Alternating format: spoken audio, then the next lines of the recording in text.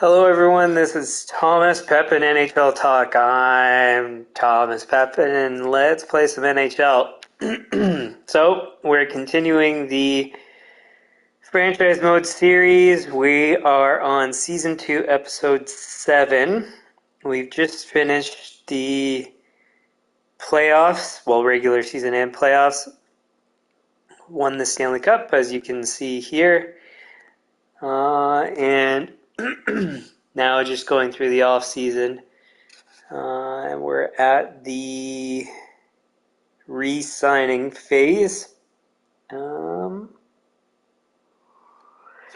That is where we're at. So, because I take a chunk of days off in a row, I don't know exactly where I'm at with everything, so I kind of got to get back up to speed. So I do recall we traded away Lawton and something else for a first round pick that we wanted. I was just looking to see if we can start negotiating, but not yet with the upcoming expiring. We've got the current expired, so I thought we offered extensions already.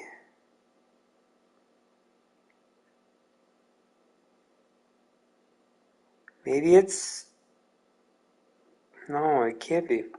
Alright, well, I guess that's where we're at. I just could have sworn that so I did it before the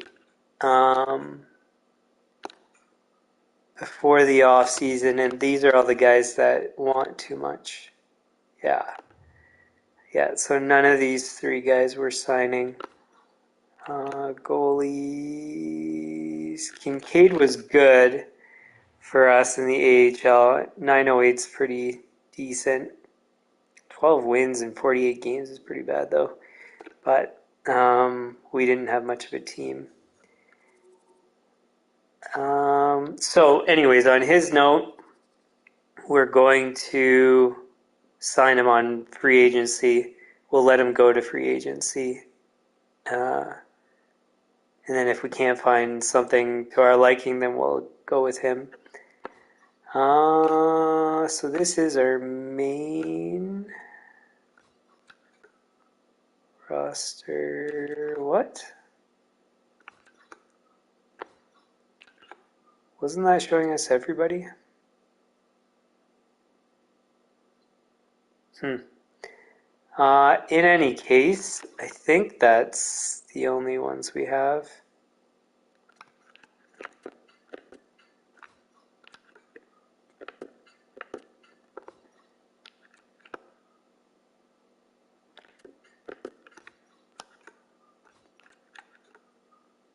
Yeah.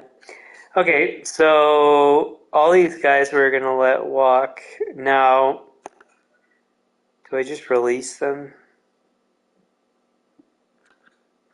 Yeah, I might as well just release everybody that we're not signing.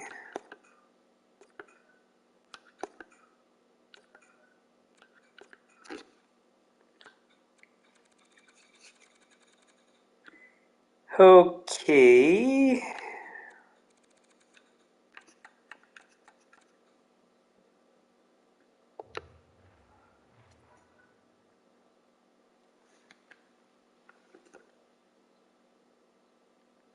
Oh, and we have to sign our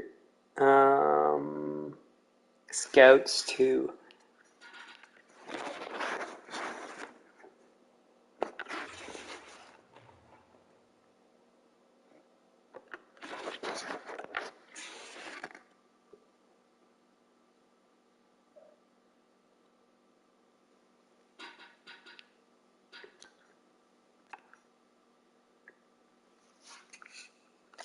I wish they did a better job of displaying who needs to be re-signed and not. I mean, you can see here, it's in the corner, it says Resign Scout, and then this one doesn't, but anyways. Okay, so let's see how good you are.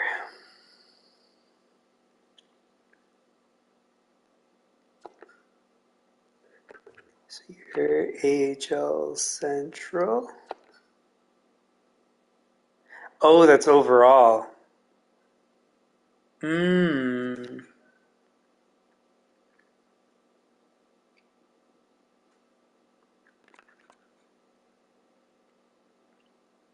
Yeah, I don't even know if I'm supposed to really try to negotiate with these guys, but who cares?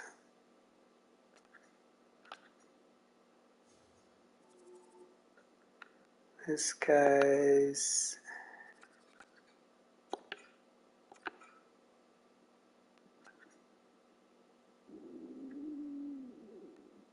You're a B.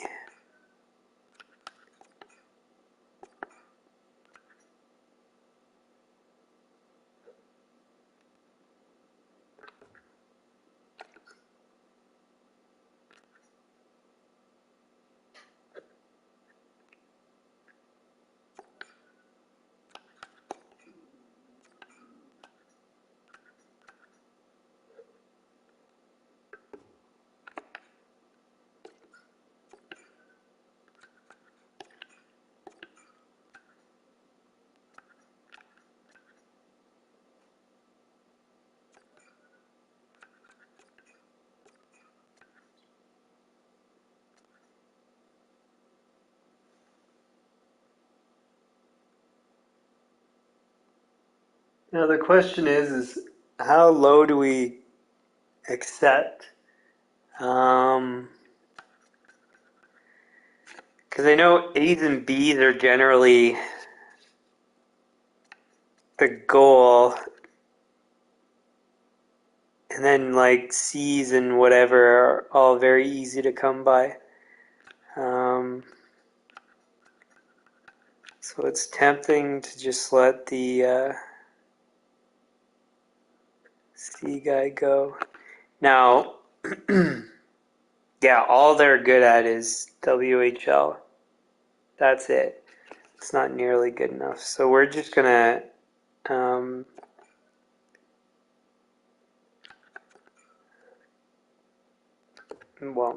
I want to double check I don't screw something up. Yeah. So we're just gonna release him.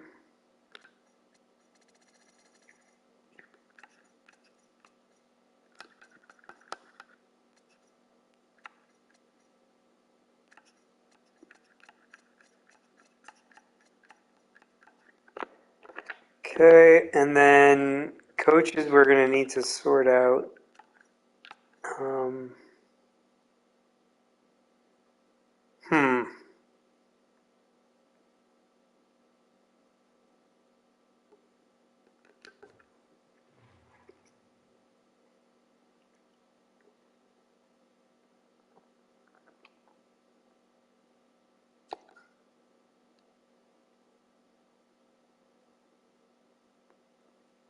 Yeah, so before we do anything, I want to see what's going on in the marketplace. How are these guys not, so they're just at happy. How are they only at happy when we just won the Stanley Cup? That makes no sense. But whatever. All right, so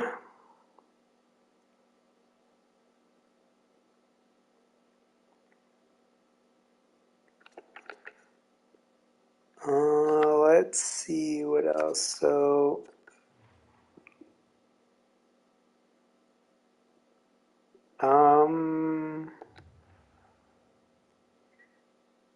the season ticket thing's not over yet, is it? No. Okay. So that stays the same. Marketing stays the same. Income statement. Don't need that. Upgrade and maintain. Everything's fine. Prices doesn't need to be done. That's good. Contracts is done. Is this league-wide? Yeah, it is. Offer sheet, progress reports, coaching staff, we did both. Well, we can't do coaches yet. That's done. So that's it then. Until we have the start of free agency.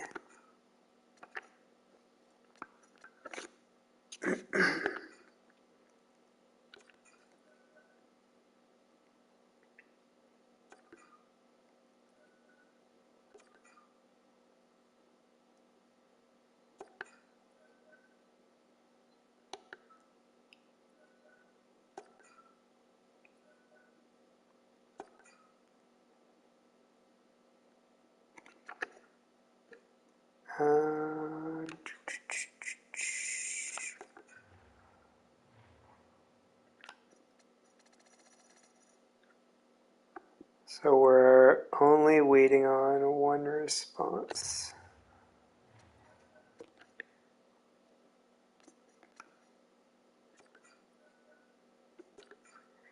Cool. So we got all our scouts back that we're keeping.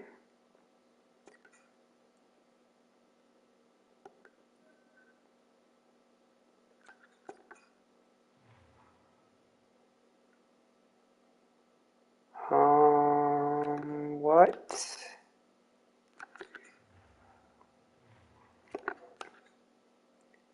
So this is surplus, so that's correct.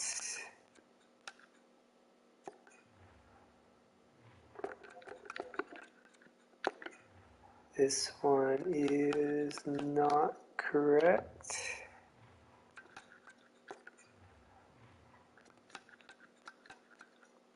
And again, if you haven't seen this previously, I choose my own trade, so I don't really care what the other people offer. Or like all the different trades that they could offer. I have exactly what I want, and that's it. Okay, so we got,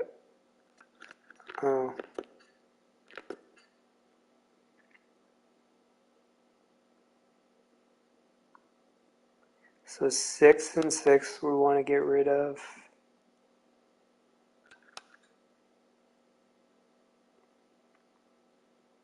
Yeah, it's too bad. So, I mean, we'd like to have multiple first round picks each year, but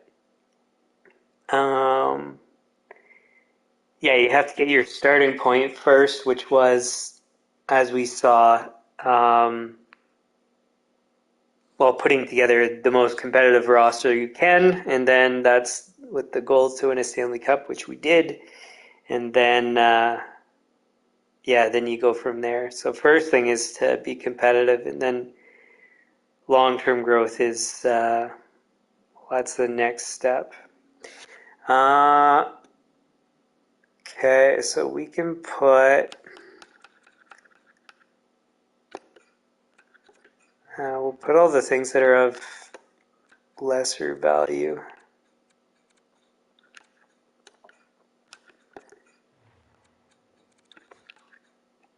Oh wait, no.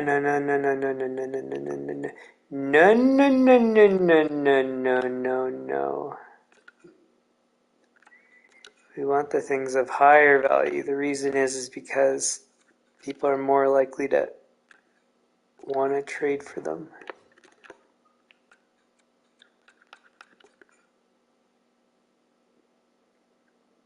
But those top two stay the same because we do in fact want to get rid of those right away. So that's that. Sure. Save that again.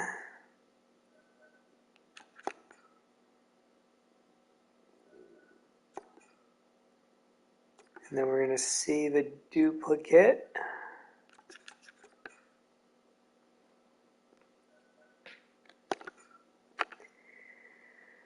Okay, now, first thing I want to see, because I think you can start to renegotiate. Yeah, you can. So I just want to see at the moment who we're going to be re-signing eventually and who we're not going to be. So if I had to take a guess, every single one of the players that are coming to, like that are in their last year, they all probably want too much. And we're probably going to be trading all of them, which seems kind of crazy to trade Draisaitl, Kane. Giroux for sure is probably going. Slavin, I mean, all these guys.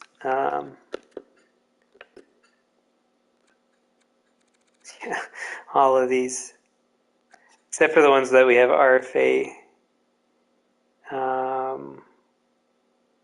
control over. So, and the ones, well, that we just signed for 1-year extensions and stuff. So those guys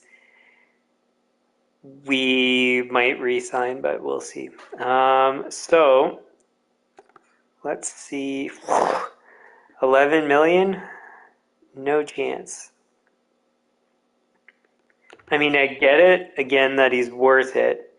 It's the same thing in real life, same thing in this game.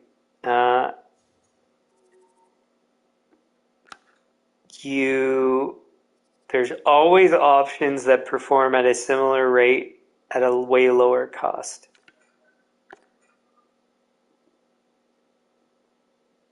$8.45, you're making 8.7, you're 35, you're looking for 2 years. So this one's doable. And look at that performance, 80 points in 82 games, 38 goals. That's quite good. I think we'll try to haggle with him for a lower cost, but yeah, in any case. So it looks like we're trading Draisaitl. Giroux is 76 in 79, 26 goals. It's quite good. What's he asking for? 7.5. I mean, it's within range. He's 36. So it's a maybe. 7.8.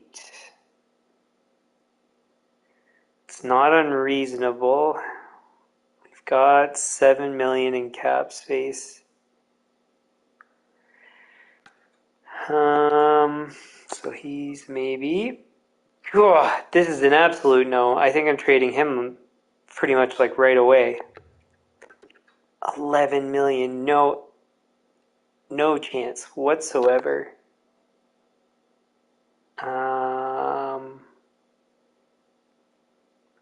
Wow. 9.2, 71 points. 9.2. No chance. He's gone. So we're going to have some pretty massive turnover. He's within range. That's good.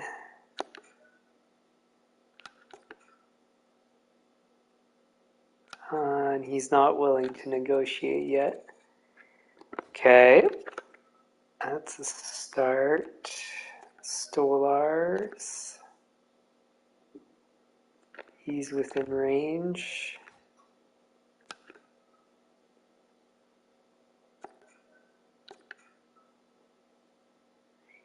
He's not, so Thompson's gone as well. I mean, 2 million's not bad, but we're not paying that.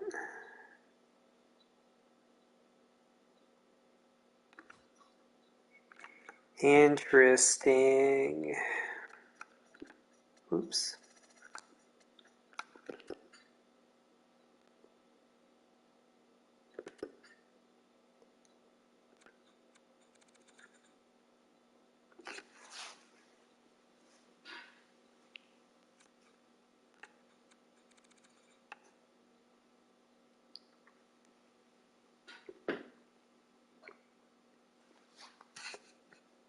Okay. So now, man, we have a lot of people expiring. They're all important too.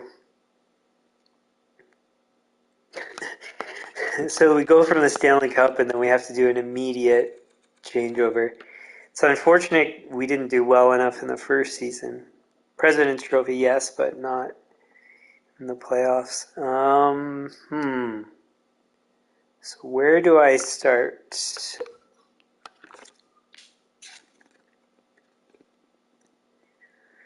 We have Hughes, 2.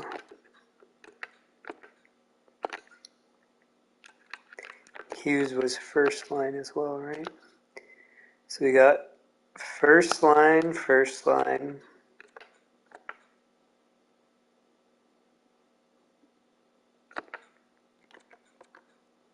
What's his story?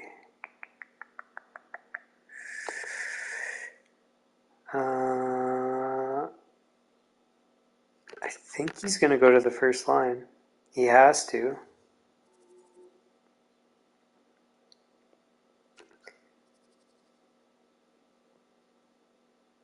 Okay, so we have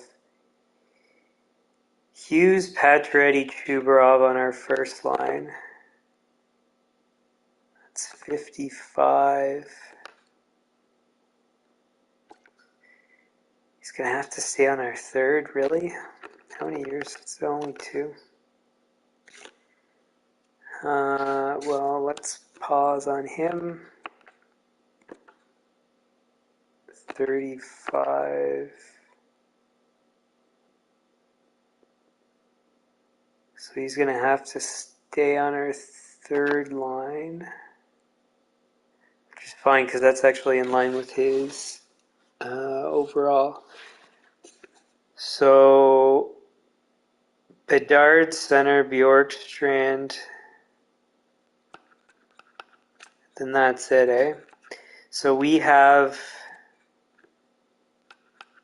our first line's a lock. We have no second line at all with the current guys if they all leave. And then we have 2 of 3 for our third line, and then we have our full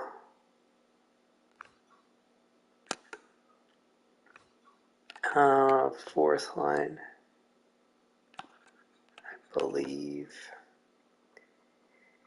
And then we've got Parayko's.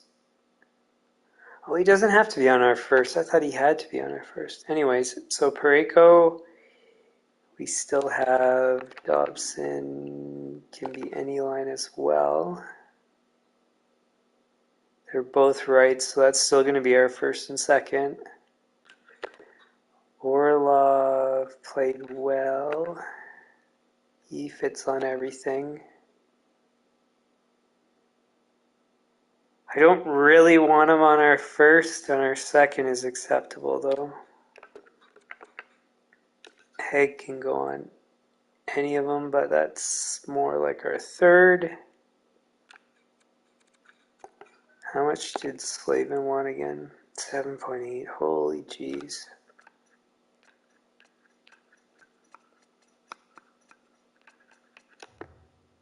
Huh.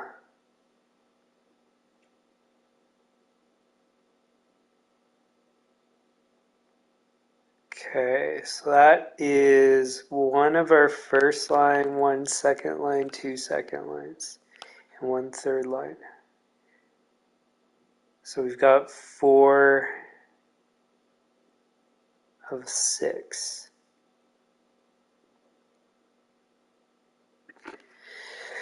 $7 million. Where do we want to spend $7 million?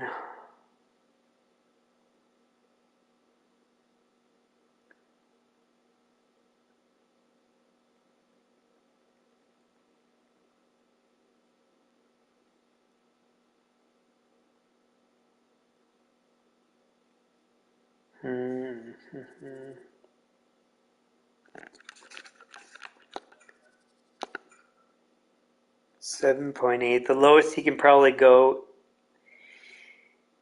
is 7.1-ish.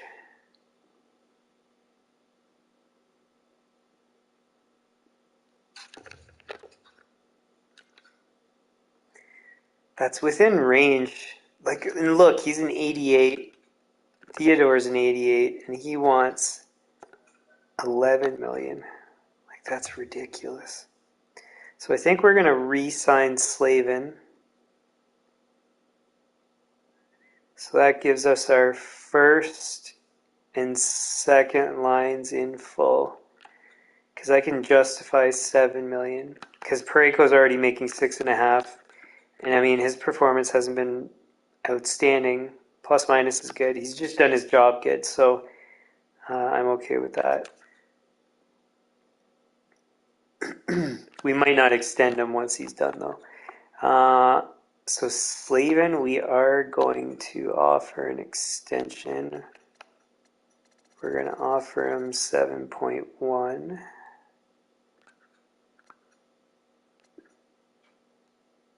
Five years. 35 is a good age. I don't think I want to go more than that.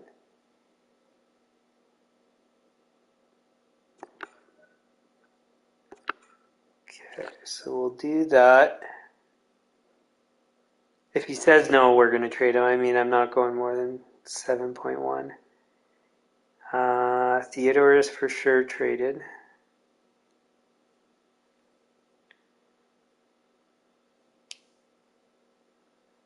Dobson.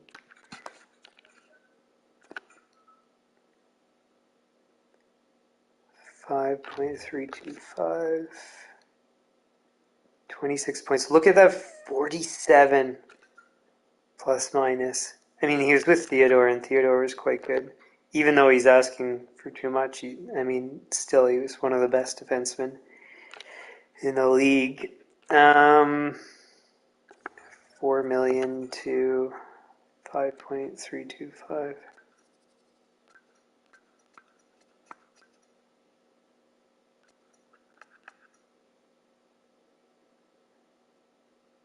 One year and then extend him after that.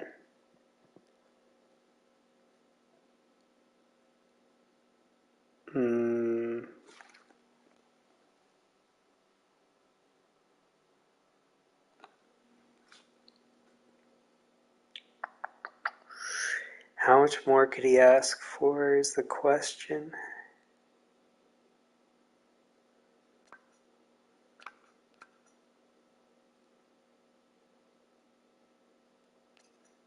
$5 million.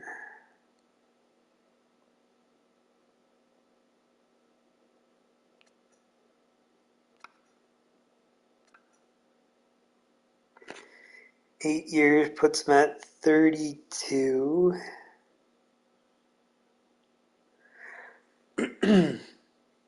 Go Leafs. Hey, Patrick. Yeah, not bad. I don't know if you saw, I won the Stanley Cup here. Not bad. Now I'm just trying to figure out how to go and win a second Stanley Cup. And I got a lot of contract stuff to figure out here.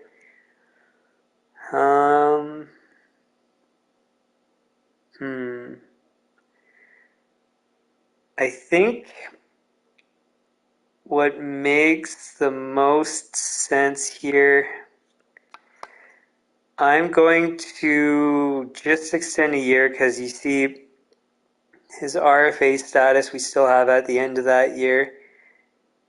And I think, man, but he might ask for a lot more. He's already at 85 overall. How much is it for 8 years?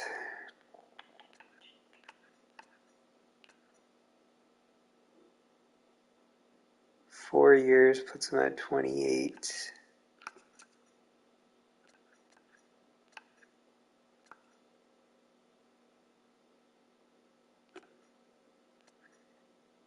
You know what? We're just going to do the 3 years, I think, and then figure it out from there.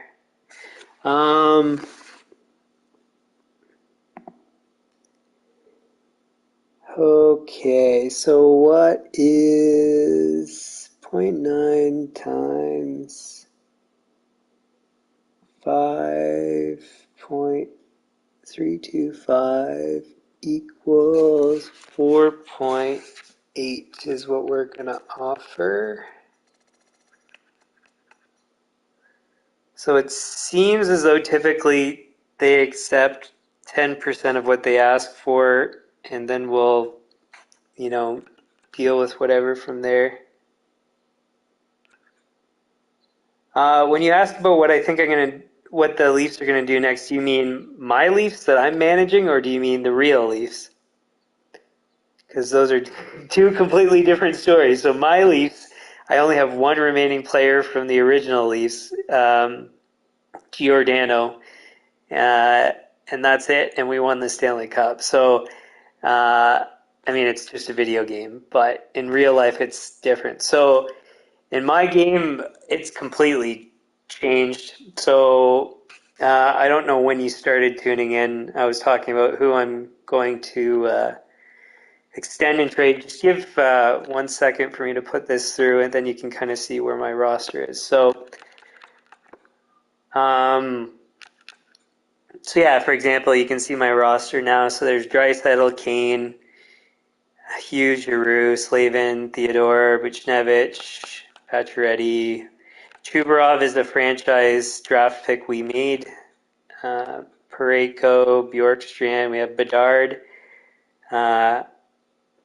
Dobson, Orlov, Haig, and then we've got our depth guys. So all these guys are too expensive for me to have the same kind of team that I want to have, which is all reasonable contracts. So my argument is you can always find a player that produces the same amount at a way lower cap hit. So for example, Draisaitl's asking for $11 million. There's no way I'm going to pay that because I can find somebody that produces approximately 81 points in 75 games for probably something like $9 million. So there's no way I'm going to re-sign him. I know it's only $2 million, but over the span of all the players, that makes it to like what's happening with the current Leafs. And so to answer your question about the current Leafs, what I think they should do, I would trade away the whole team like I did, but that's a different story. Matthews is the one guy I would re-sign for Toronto. I'd probably try to trade Marner. What's the other guy? Nylander. I don't like the way he plays.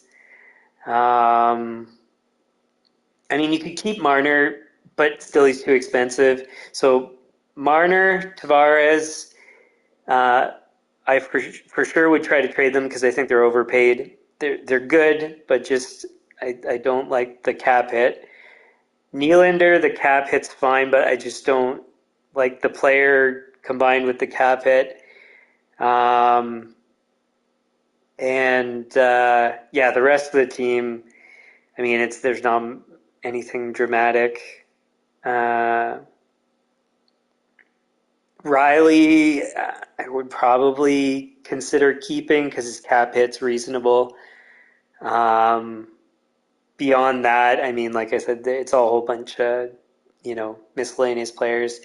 Pretty much I would keep the team about the same.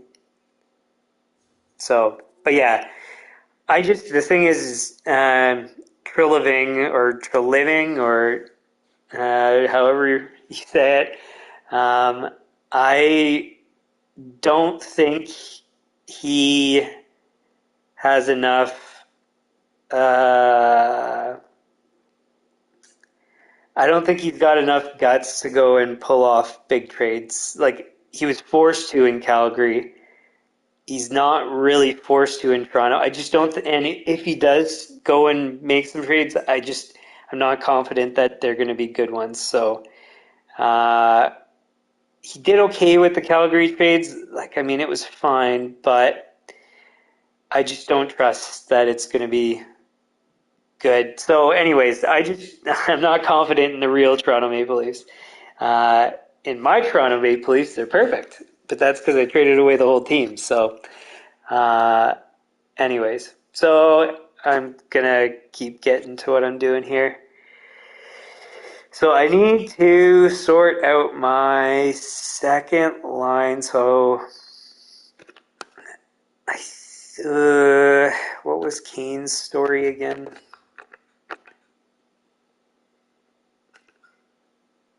I think I'm gonna re-sign or extend Kane because he's not asking for much. 2 years, 37. I don't want to go to 38, so that's actually ideal. And then 8.4.9 times 8.45 equals 7.6. I don't know if he's going to accept that. Wait, what's he currently? 8.7. So let's see. We're going to try 7.7, I think is 7.6. You know what? Worst thing is he's going to say no. Yeah, thanks for tuning in, Patrick. Hope to see you again sometime. So 7.625 is good. Thanks, Patrick. I think we'll go with that. Okay, so we're not extending Draisaitl. Keane's done. Giroux.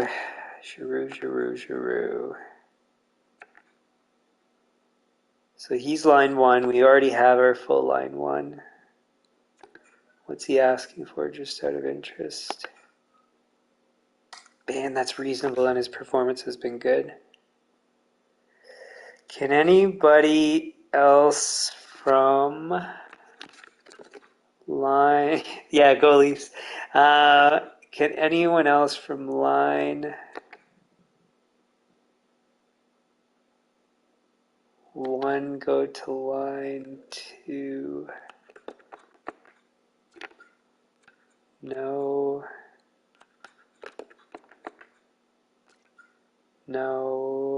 Wait, wrong guy. And Chubrov. No. Okay, so Giroux's gone for sure. Slavin we tried to extend. Theodore's gone. He was 9 million, I think, again, right? There's no way that's happening. Okay. So we need a... Oh. We got to figure out what's happening with the rest of them. So we're not going to trade everybody yet. First, we're going to see who extends, and we have 7 million. So correction, we're going to trade Giroux for sure right now. Wait. Who's the biggest cap hit actually? Is the smarter way to do this. So who... We're going to wait on Draisaitl because his trade value is so high. Yeah, so we're going to trade Giroux right away. What are we trading him for? I'm just going to save this for the moment.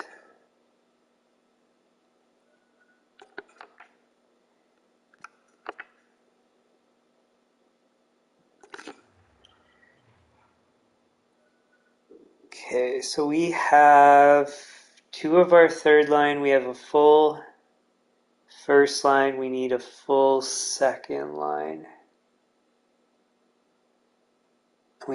So we can almost trade these guys all for first round picks. It's the honest truth, but we're not doing that.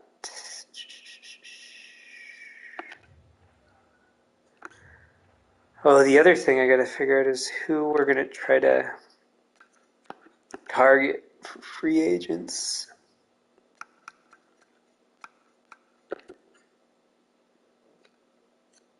Okay, 11 million, no chance. 9 million for Teravainen. 73 points in 82 games. See, this is an example where Draisaitl's asking for 11 million for similar performance, and we can save 2 million approximately here. So, yeah. But we're gonna wait on him because nobody's offered contracts yet. Oh, and he doesn't even fit with us really. So, somebody's already offering. He doesn't fit with us. Him neither. So that makes those ones simple. He fits on our second line, but he played miserably when we had him. Well, 56 points in 82 games. Not the worst, but not good enough. Played well in New York. But we're not going to go for him. Teravainen doesn't fit. Yamamoto. We're not. No way, 11 million for third line. 7 million? Where does he? If his cap hit can come down to something reasonable, we could put him on our third line. But not really for now. He's line 1, and we don't need anybody for that. Doesn't fit.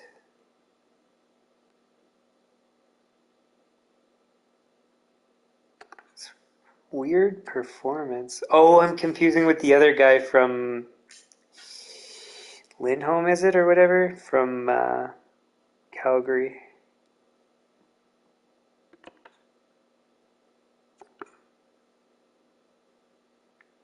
It's not that bad. He doesn't fit anyways. Man, the cap hit's reasonable too. He could go on our third line. Strome. I don't even want Strome. Taves. 64 points. We don't want line 1.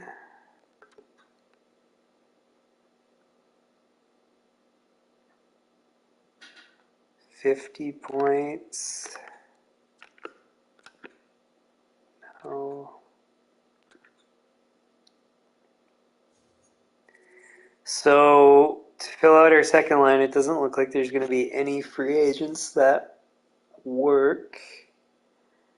Because getting below 86 overall is kind of, we're not getting what we're looking for. Hanifin, you do not fit at all. That's surprising. D'Angelo, neither. Let's wait. I'm just gonna finish going through these. 76 and 79 is pretty good. Line 1 doesn't fit. 54. Not playing on our fourth line. He fits on our second, but he's not good enough. Marchessault, a guy we used to have, he's line 1.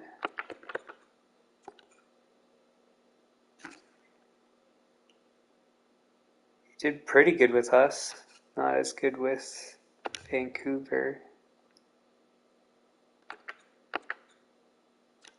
Huh. I could have sworn he also fit on our second line, but Ferrana's was interesting, but he's not fit. Kissel, no.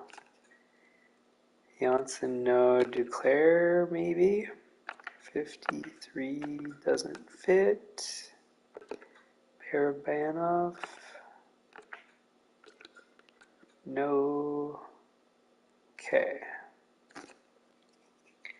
So it looks like pretty much only the guys we would be picking up from free agency would be depth players. So everybody to replace the guys that we're trading are going to have to come from trades. Let's filter for defensemen because we got a bit more wiggle room there. Barry I don't think fits. Killington also. Miller I don't think I want him. 5.9. Man, that's expensive. Doesn't fit anyways. Brody only on penalty kill. I don't want any defensive defensemen. Forsling, I don't think he fits.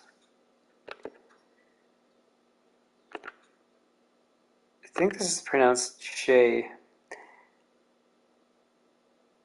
I always like to say Skiji. 19 points, plus 27. 83 overall. Fits on all lines. So he might be good for our third pairing.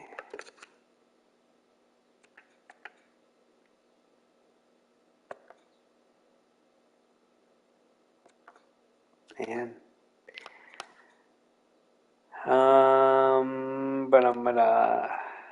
But yeah, these guys are still too expensive anyways for third pairing. Dylan, I think, is a defensive, yeah. Cole, also. Goligoski, did he play with somebody else? Yeah. So he was fine with us, but not with Pittsburgh.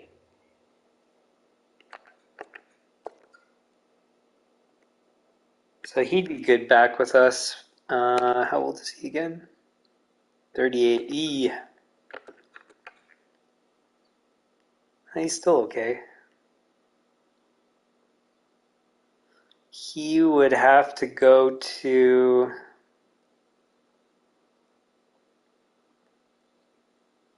our third line, and we'd only sign him for a year. Myers is two-way.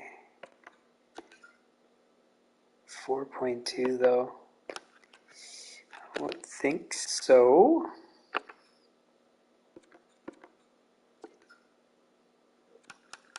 Well, anyways, none of the rest of these guys are all that important, so we're not going to sign anybody yet. What about goalies? Are we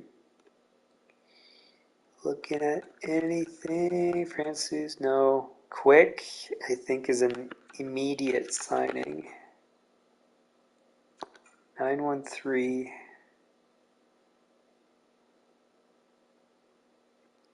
He's been kind of mediocre where he's been at.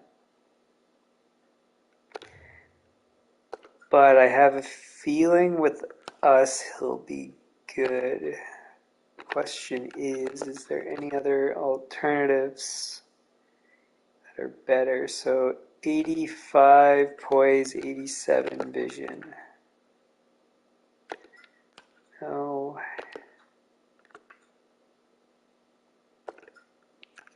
No. Francis. Pretty sure no.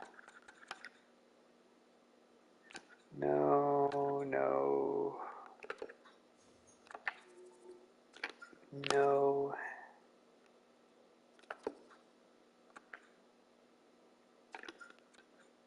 No.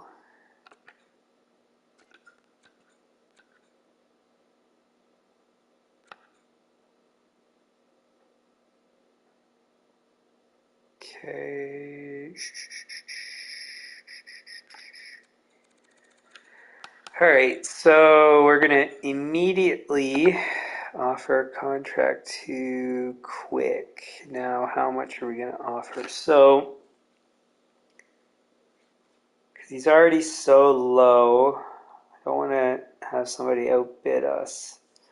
So what is 775 times 1 point, excuse me, times 1.1 is 852. So we'll go 875. Is that enough? What's 775 times 1.2?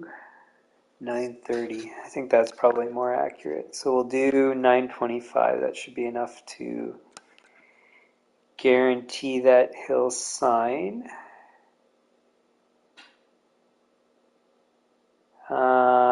And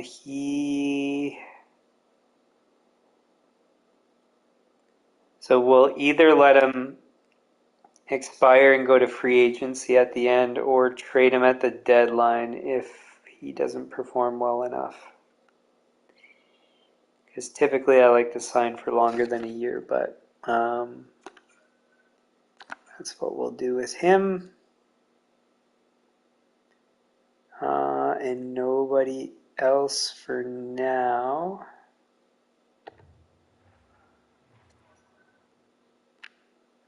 So let's just save again.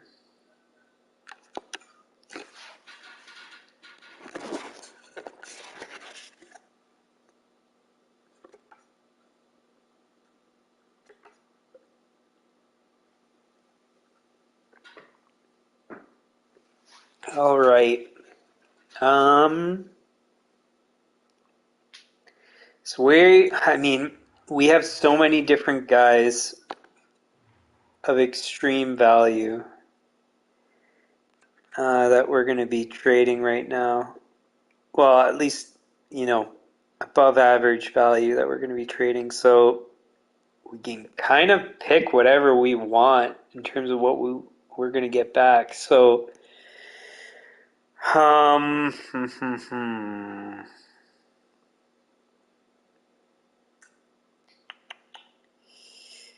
guess we start from the top. I don't really know where better to start from. So, unfortunately for Draisaitl, he is out.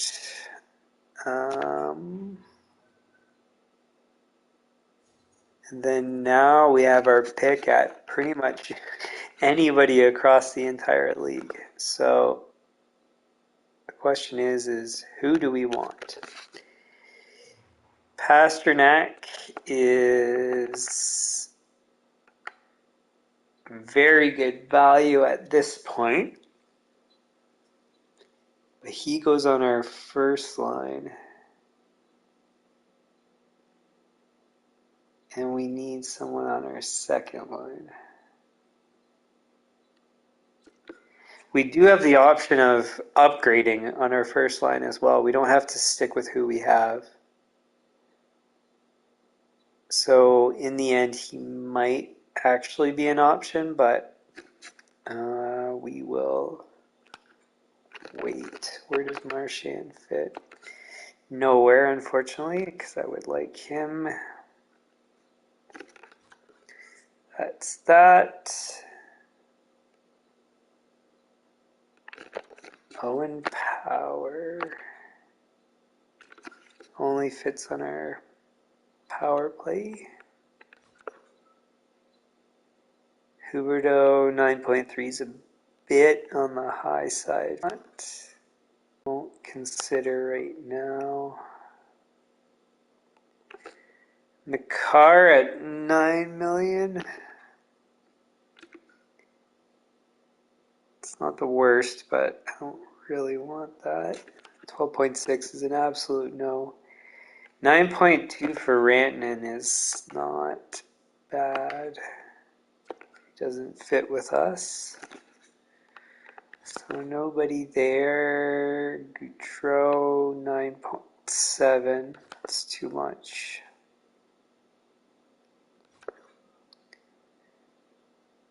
Moritz Cider.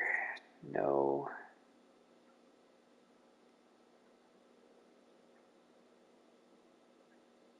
Yeah, neither of those guys. Barkov, 9.7. 72 points.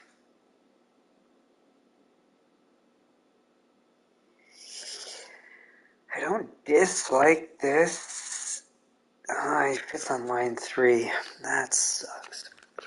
Well, I guess we're not going with Barkov. Kaprizov, I really don't want to have to choose him. He's got a good performance. Line 1.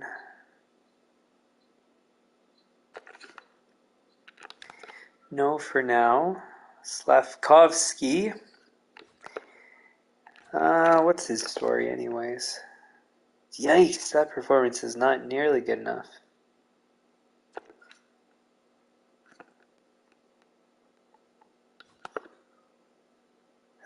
Yossi is a no. How much does he get paid? 9. No. Marner, 10 million is actually starting to get to be reasonable after a few years, but still no. Panarin, no. Fox, no. Oh, who's the third guy there? Lafreniere, nope. No.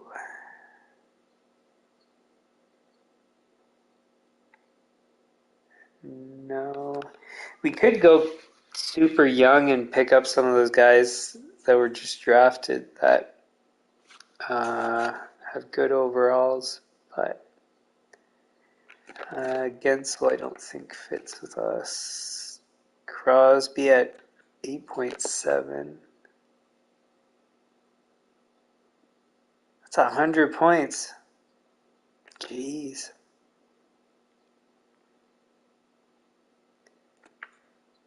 He doesn't fit with us.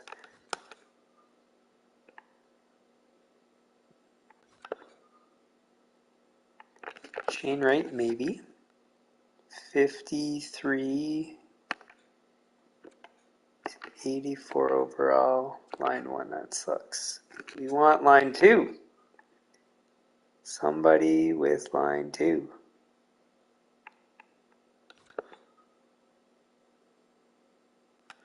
Kucherov, I could justify. And actually, Hedman at 7.7 is quite reasonable. Only 1 year left. That sucks. 3 years? Kucherov, line 1. See, another guy, man.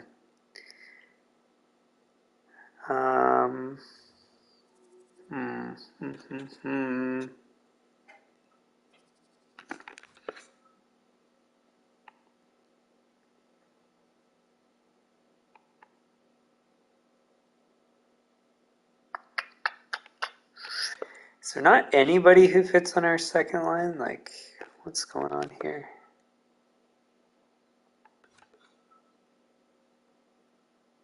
Michael, 9.6, no. Ovechkin, where do you fit? Line 3, that sucks. Carlson at 7.5, that sucks. Alright, so pretty much across the board we have nobody on the high end that fits on our second line. So now what do we do? So I think in this case we're going to upgrade our first line. We have to because the only options at franchise level value are for first lines. So we have our pick at pretty much anybody, which is kind of crazy. Pasternak he's a right wing too, which is really hard to come by. 7 years left at 8.885. That's very good. So Pasternak I like so far. Seagrass is a no. 885 or 8885.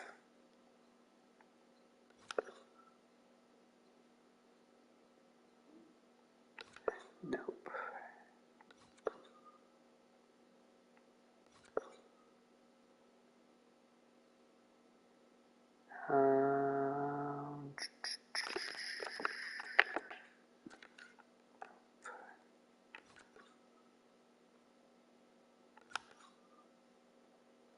See, like, this is what I mean. It's a great example. Gaudreau, even if his performance is good, you compare the same performance that you're getting out of Pasternak, and you're saving about $1 million.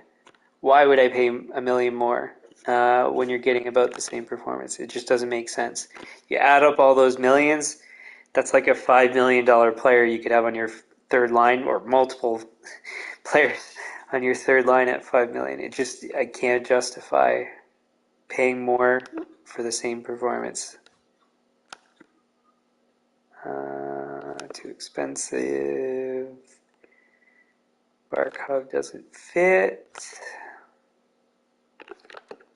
See, this one's really close. On a person basis, I prefer Pasternak over Kaprizov. So far, still Pasternak.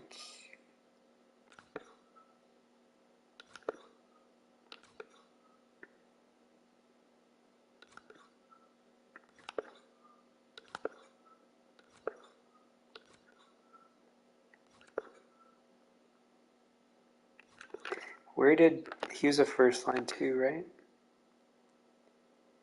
He's center only, his face-offs are junk. Okay.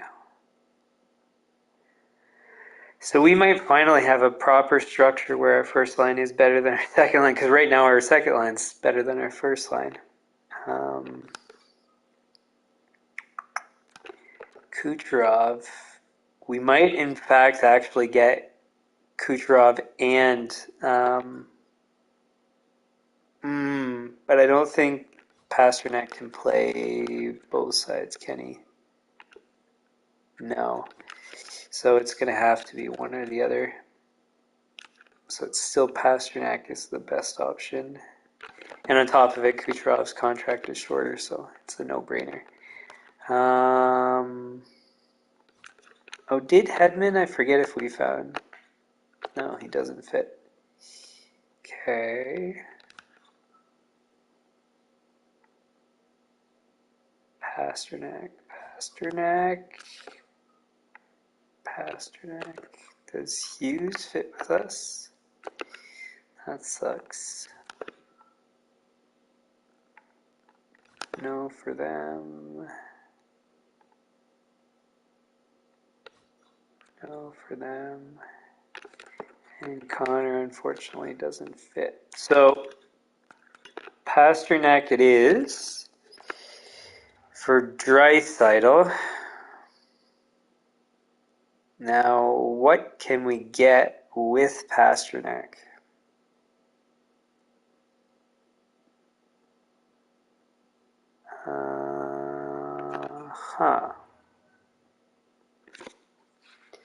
What does their team look like this year? Is their draft pick going to be good?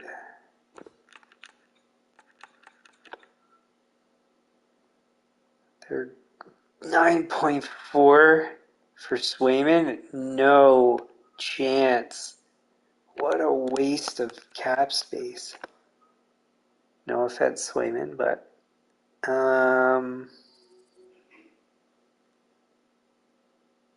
Pasternak.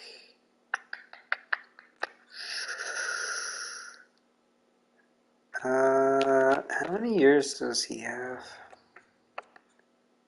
Oh, it's fourth line. If he was third line, I could maybe justify it as cap hit playing him on the third line, but not quite. Is anybody else worthwhile? First line, bottom six. It's doable for Zaka. It's a decent cap hit. Grzelcyk, I don't think he fits. And then pretty much no for the rest. So it's going to have to be... There's nobody else, right? Jeez, look, and they're spending $5 million on Olmark too. That's way too much on goalies. So it looks like we're going to go for their first round picks. So this year, swapping Draisaitl for Pasternak, they're going to be similar performance. Next, how old is their team generally?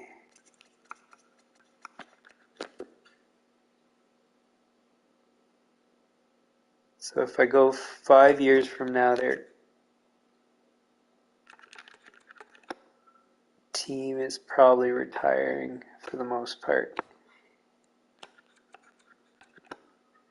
So we want their far, far away first round pick. And let's compare these bars. So I believe the bar for Boston is more, but just to be cautious, we're going to add some more stuff, and then we're going to work down from there.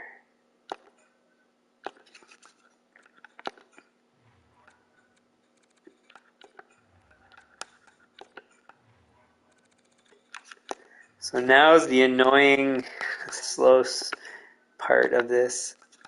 So we gotta slowly decrease the value of what we're asking for until they eventually accept.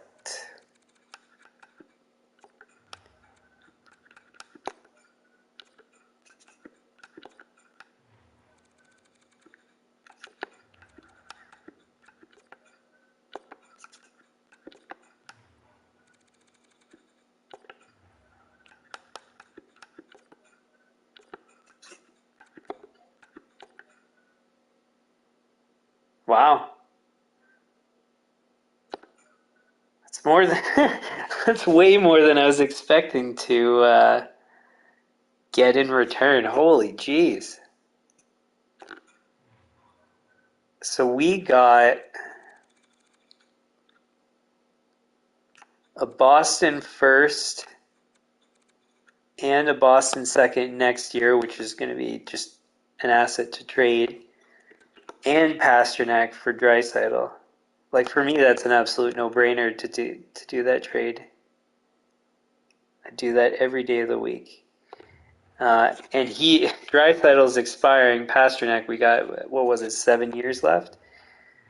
Man, I'll take that trade. Okay, so that's one of our first lines. So we have to keep our franchise rookie guy. Well, no, he's not a rookie, but we have to keep him on our first line. He's a left wing right shot. So that's Chubarov. Left wing right shot. So that means we have our... I mean, it sucks that we'd want him to be a bit better fit for the first line, but it's good enough. So Chubarov on the left, Pasternak on the right.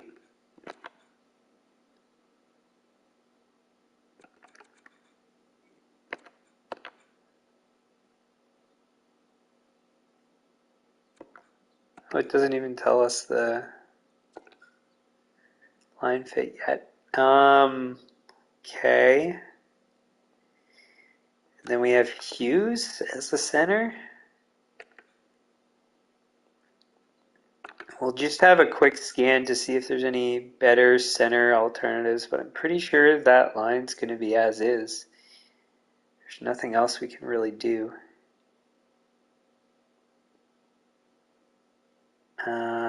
In which case, which is weird because he did quite well, and I don't really want to trade him, but Pacioretty's going to have to be... Like, look at that. 71 points. And we got him for super cheap, so like 5.3 for that performance. See, that's another great example. So 5.3, and Pasternak we're paying 8 something, and it's really not that much of a difference in performance. So it's just that clearly Pasternak has the better potential. It makes more sense to have him, over Pacioretty. All right, so let's just see if there's any improvements that we can make on center.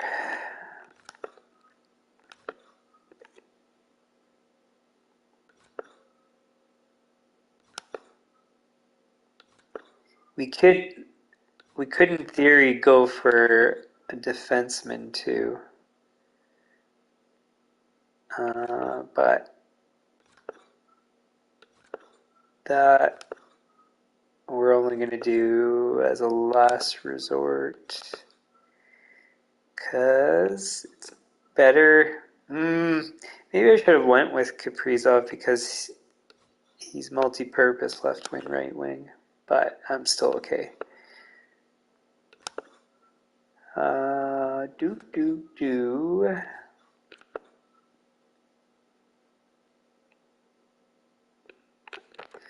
What's this guy's story? He played a full season.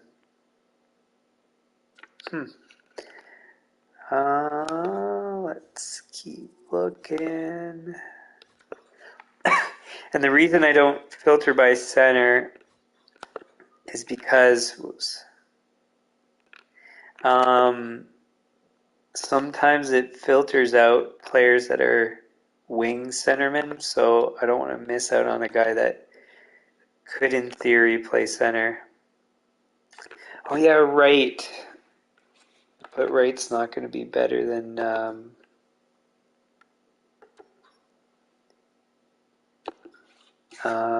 Hughes.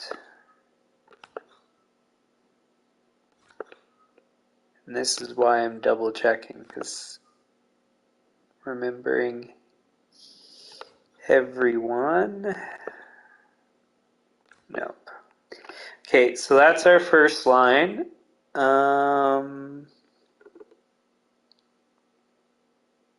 So Chubarov, Hughes, and Pasternak. And then now we have more value than we need at the moment for some other stuff. So Keane was second line, right? Yeah. So we got second line right wing. Bedard's our third line.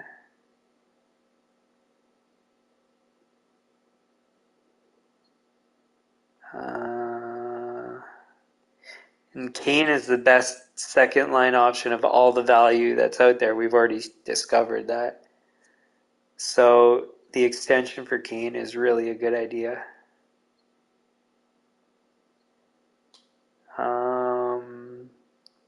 So Bedard, Chubarov, Pasternak, Hughes, Kane we're keeping. Theodore is the next one out. So the question is, what do we use his value to get?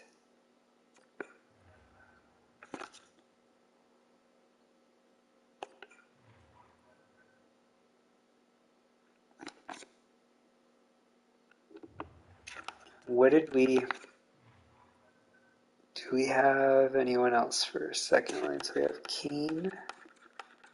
And was that it?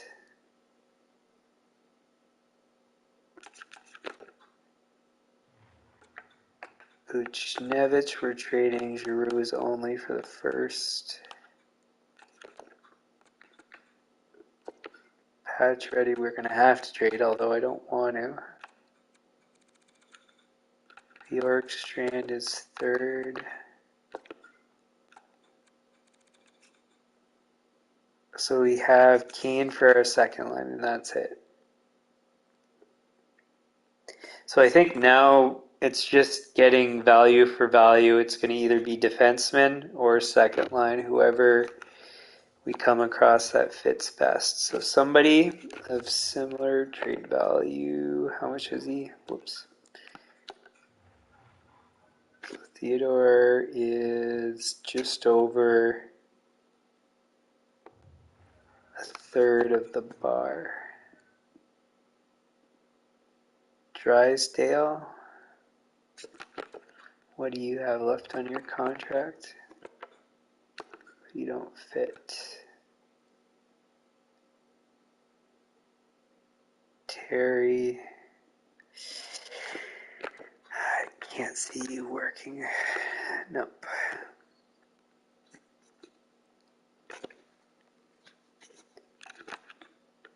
Where did Zegers fit? So he would have been a first liner.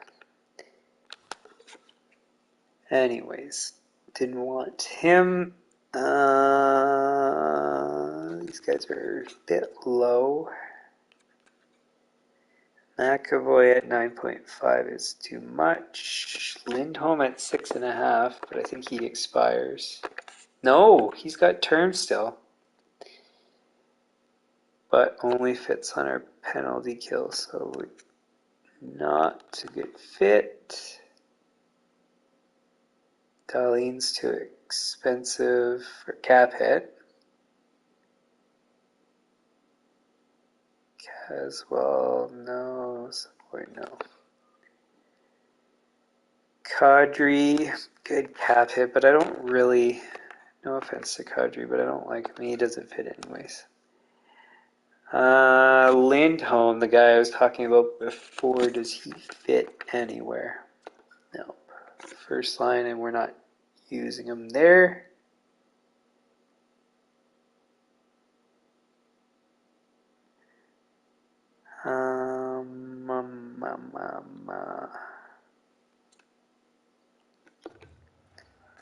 And Hughes doesn't work on our second line. I just want to double check that. It's not the worst option, but still no.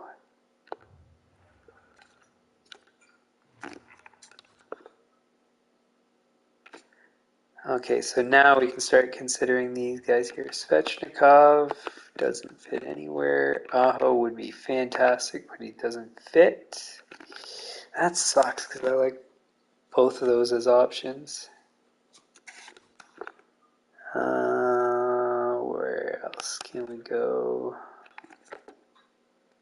Byram doesn't fit. Taves would be fantastic. He fits everywhere.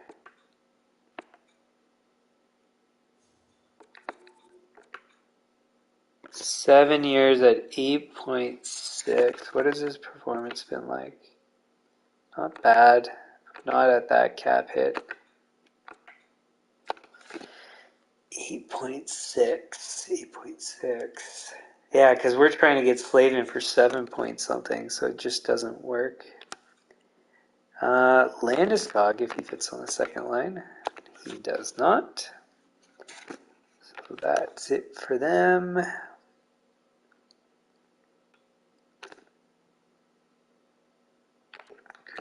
Gaudreau was, yeah, first line.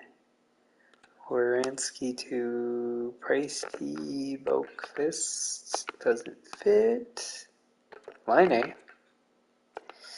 Line 1, so no. Dvorsky, no. Tachik.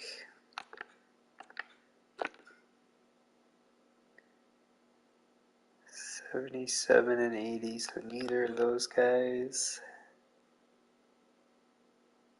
Heiskanen. I've heard people say Heiskanen, so maybe that's correct, but whatever, same difference. 8.4 still too pricey. Well, this is a different Nishushkin.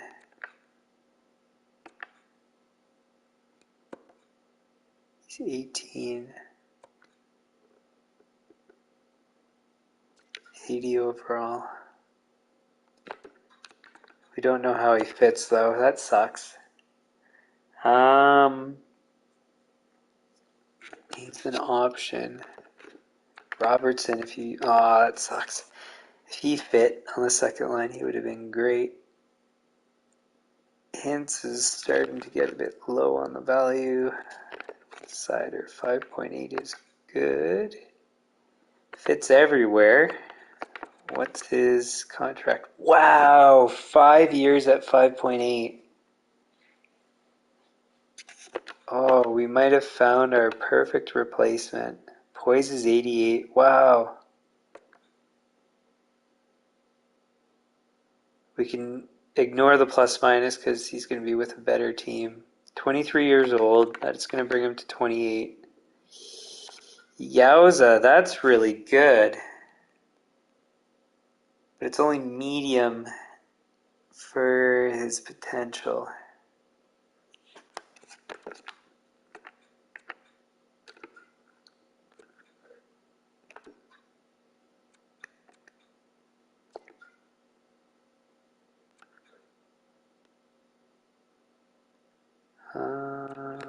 What's this guy's story?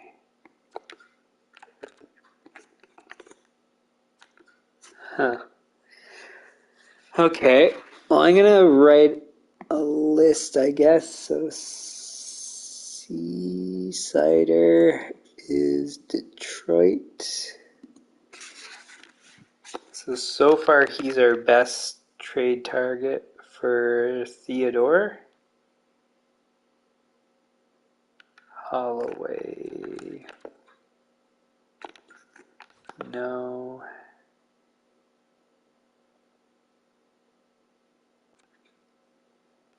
Ekblad at 7.2 is quite good. He fits with us. But he's expiring. Chuck, I would love to have.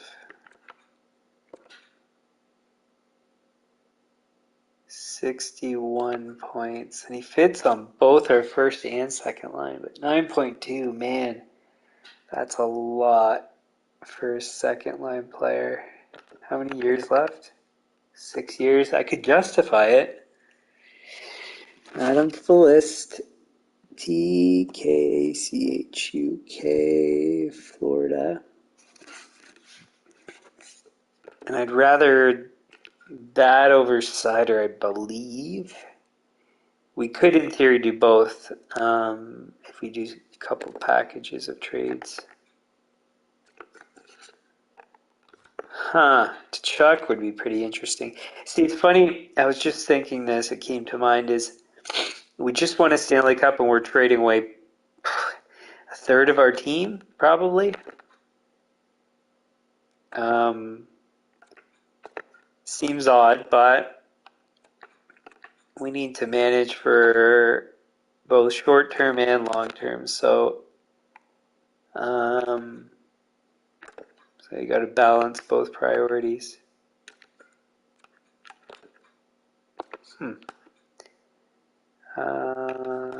No. Suzuki, I just don't want him on my team. There's nothing wrong with him, but I do have some preferences.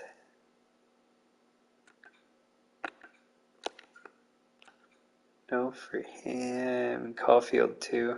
I don't really. I'm just gonna look just for. Oh, and he fits on our second line. 6 years. I don't want Suzuki though. I'll write him down. That sucks.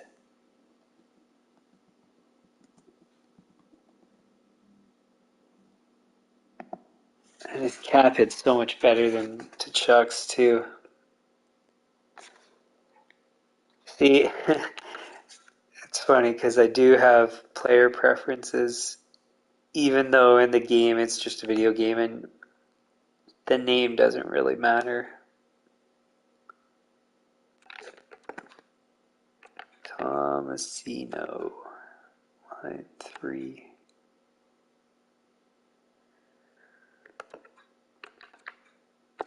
No way. I like his mustache, though. He sure. If he was good for second line, I would have considered him.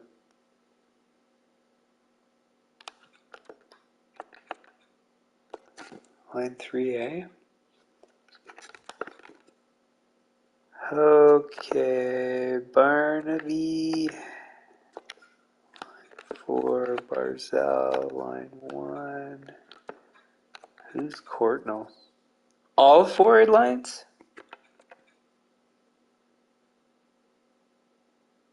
45 points in 68 games. Huh. 19 years old. 2 years. Huh. He fits on all lines. I haven't seen that really ever yet. And what's his, huh.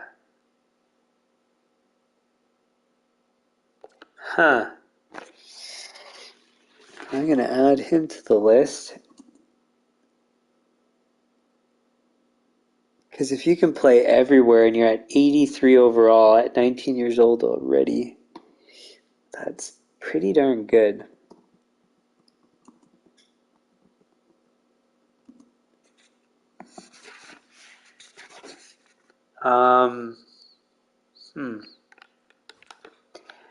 So what I was going to say just now is my priority is always, always, always forwards, because you get more production out of them. Well, these can't be NHL numbers.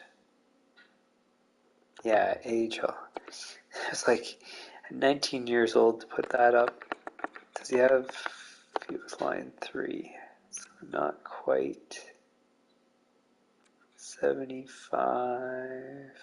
Spinachet, I don't think he fits, no. Yeah, so I always prioritize getting the right forwards first.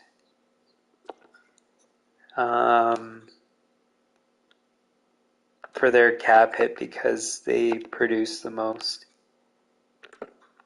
And it's always production per cap hit is the way I factor everything. Oh, imagine 2 Chucks on the second line. That would be quite funny, but doesn't look like it can be. Who's this guy? 15 points. Nope.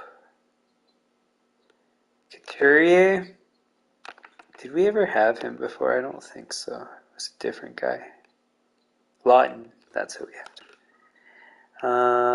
Crosby doesn't fit. Malkin, do you fit?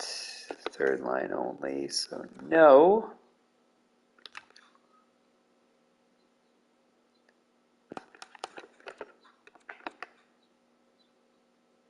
Tang does fit. 4 years. Oh, I can't keep him to 41. There's no way.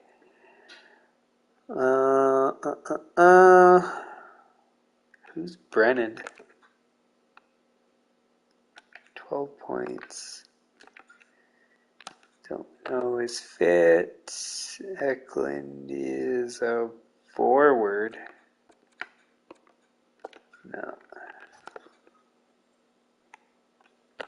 Right only does first line. That sucks. 18. No. Beniers. Nope.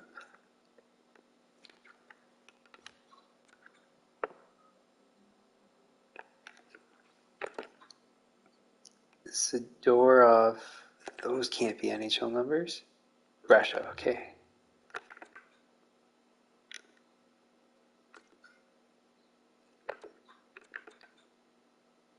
Lacks loyalty. That's not a good sign. Let's say no.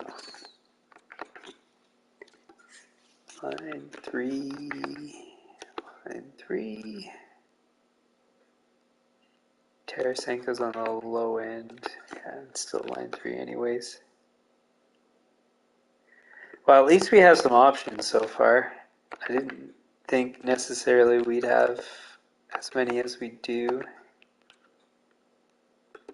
Sergachev not at 8.5. Pedersen wants a fortune. We're not going for him. Miller, I think, fits on the second line. No, bottom 6. So never mind. Eichel at 9.6. Can't do that for second line. Petrangelo, no. Stone, both too expensive. Ovechkin, I think, was line 3, yeah. Carlson was no fit. Kuznetsov was none. Riley, see, I mean, that's a really reasonable cap hit. He fits with us.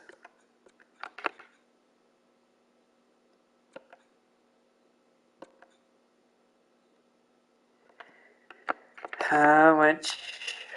Man, we might trade back for Riley.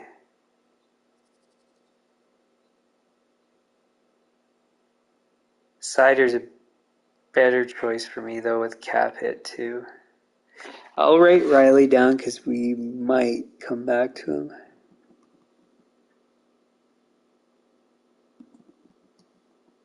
Whoops. Winnipeg.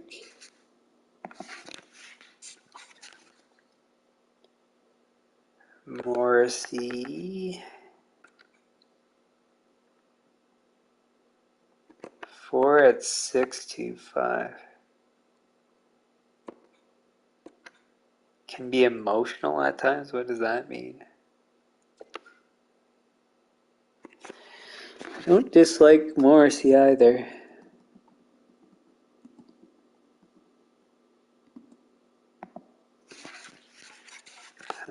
Benson, no. Perfetti.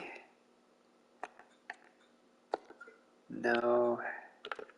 Healers with line 1, so no. Philip Deneau for a second line, I don't think so, even if he does fit. 63 points, I mean, that's really good.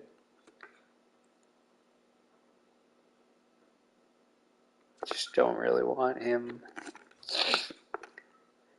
Okay, so,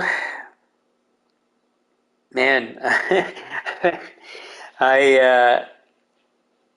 we're already an hour and a half into this, and I mean, I've done what, like 2 trades?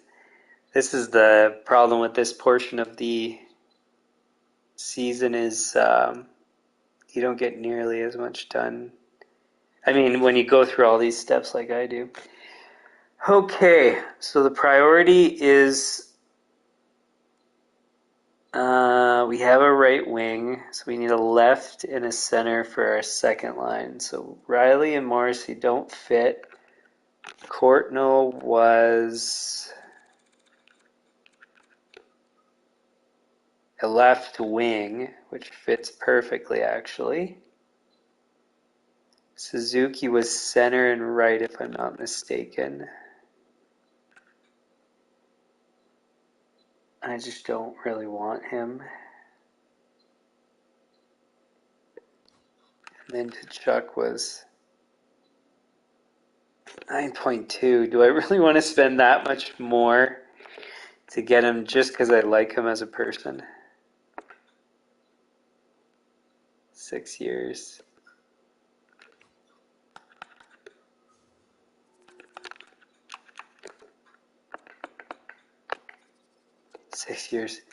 I would be stupid not to go with Suzuki.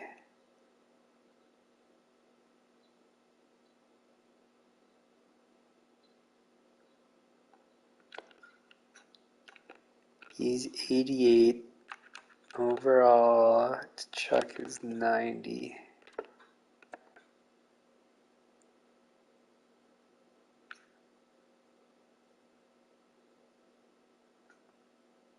'86.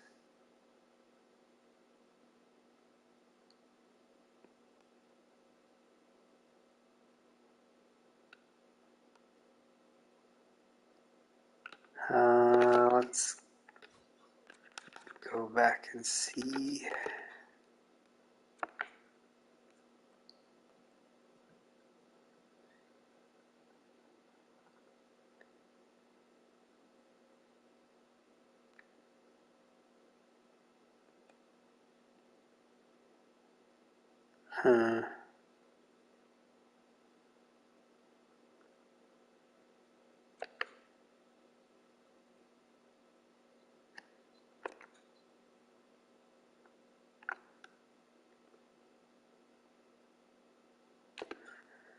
We have to go with Suzuki. How's his performance? 63 and 81. Yeah, I would be crazy not to go with Suzuki. So,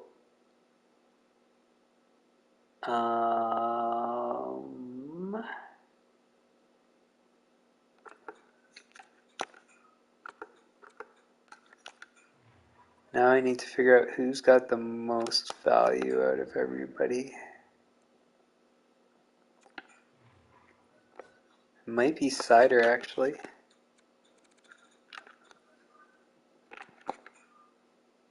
It is. So we're going to have to use this value to get a defenseman. He fits everywhere. 1-for-1 seems unlikely. And 1 plus other stuff also seems unlikely, but I'm going to try all the same. Because you never know. Well, we just discovered with the Draisaitl trade that sometimes you can get more than you expect.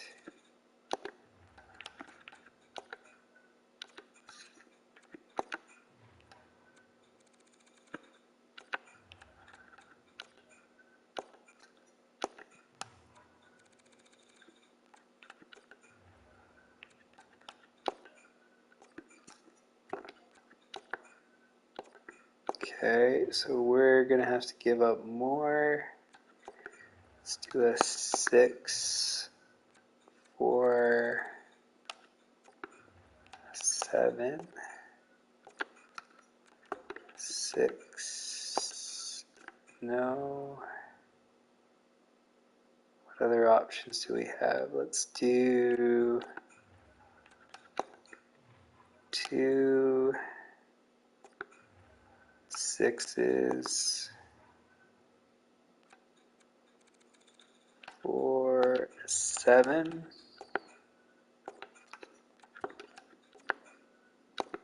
Still no way. Okay, let's do a second for a third.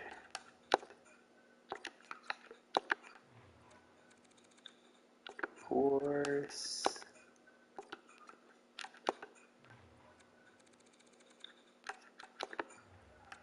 Fifth. I'd be surprised if this trade doesn't go through at some point, because we are giving up more and enough more where it should work. Really, eh? Okay.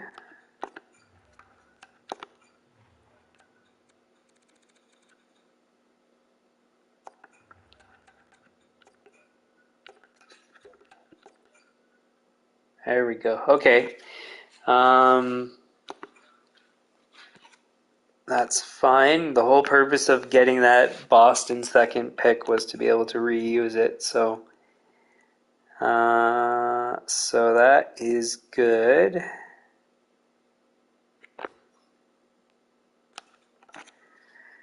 So where are we at? So we've got Chubarov, Pasternak, Hughes on the first line, Kane.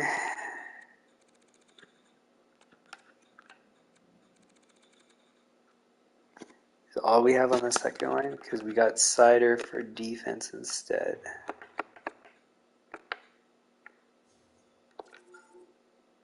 Okay. So Cider's off the list. So I didn't want to have to do that, but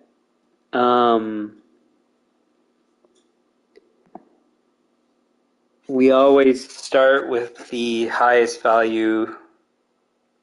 So go high value for high value. We must have a lot of cap space now. 5.4.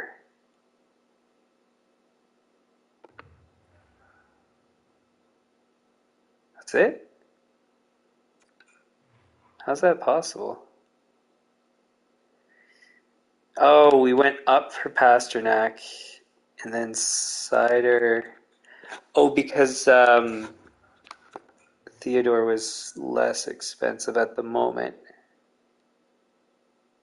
Interested in giving away, they just picked them up. Haha to you guys.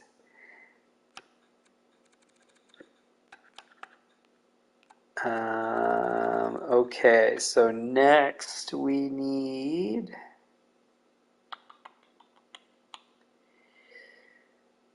Suzuki. I think. So we're going to go with Suzuki and Courtnall, and then if we have value still, we'll try to get maybe somebody else, maybe Tkachuk, but we'll see. Okay, so Bedard, Kucherov, Pasternak, Hughes, Kane, Cider, we're all keeping. Slavin, hopefully. Buchnevich is going. So next up is him.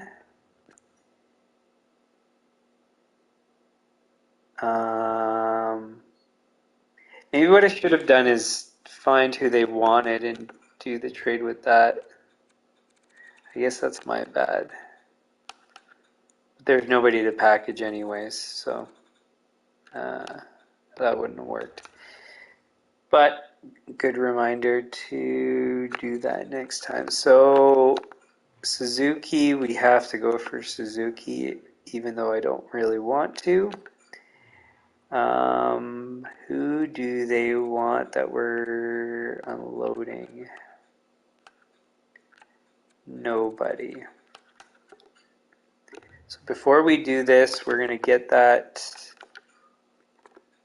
left winger from the Islanders, Courtnall. It's a weird pickup to get a young guy to fit right in, but he had 29 goals, yeah, and 45 points in 68 games, and I'm assuming his rookie year. Yeah, so I mean, to have a guy that young, how many years? This guy, yeah, 2 years. So be 83. That's okay if he's not. But do I go with him first?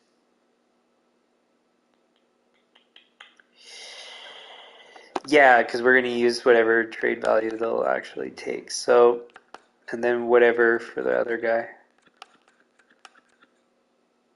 Okay, so now what can we package? How close are we? Not close enough. So I think this is a good time to use our picks. First is going to be too much.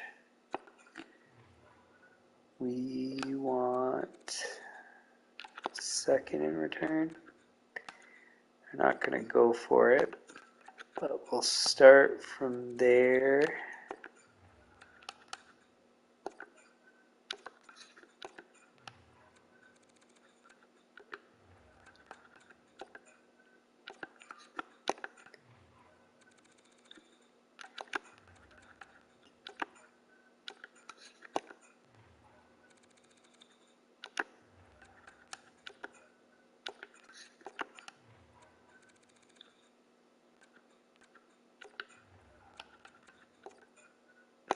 Surprised none of those worked. So in this case, I still think that they're going to accept it at some point. So we will try to go for one of those unsigned things like this. Maybe a couple of them.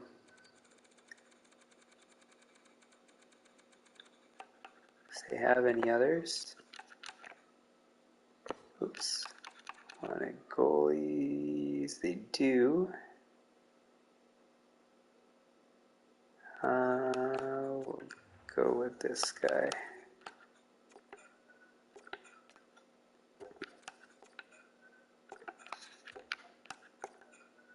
Huh, still no way.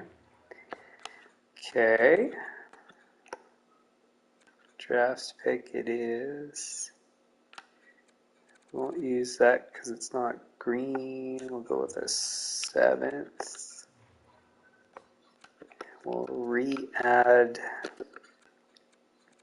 that rookie guy. Remove. No, still. Whoops. Wrong thing. 6.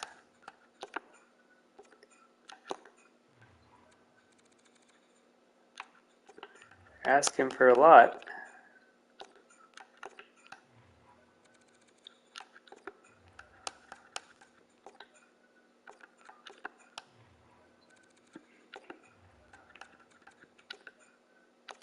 Wow.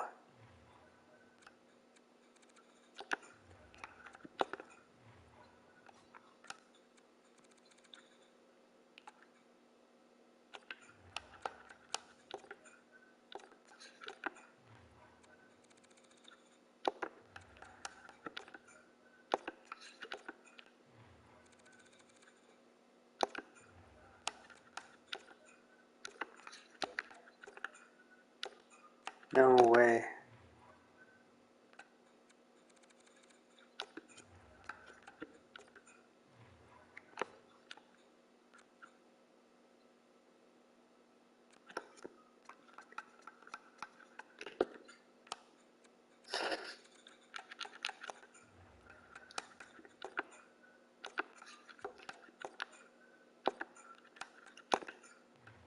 Can't believe they still haven't accepted this.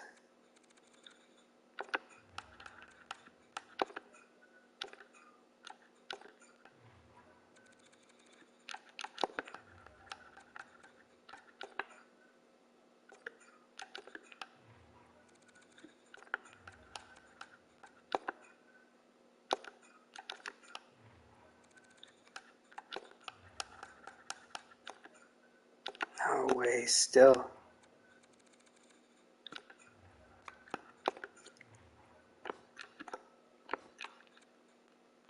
Oops, wrong way.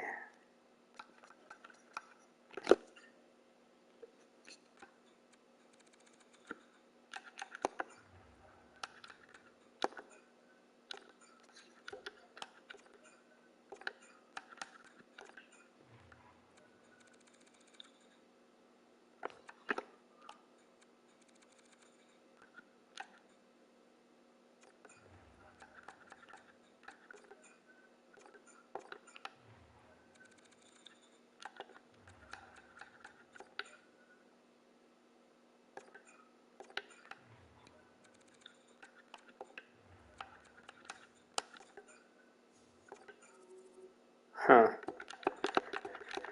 Okay, well I guess we're not trading for this guy. I mean, we could try other packages, but I'm not giving away other stuff. I'm not giving that first pick. I mean, I could trade Bjorkstrand. He's not critical. Got 2 years left.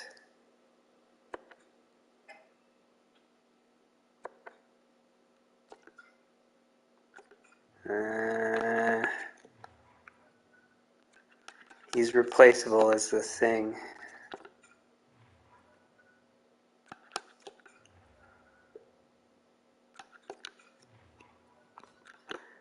Let's try. I really don't want to have to trade him, but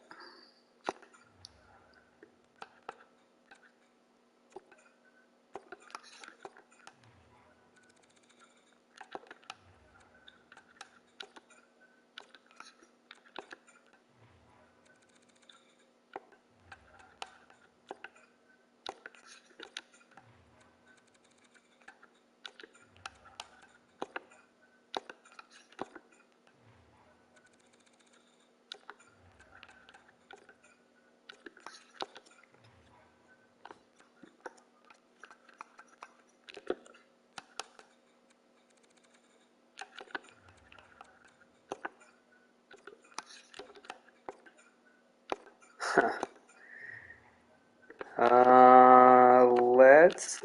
I haven't even checked if the goalies know.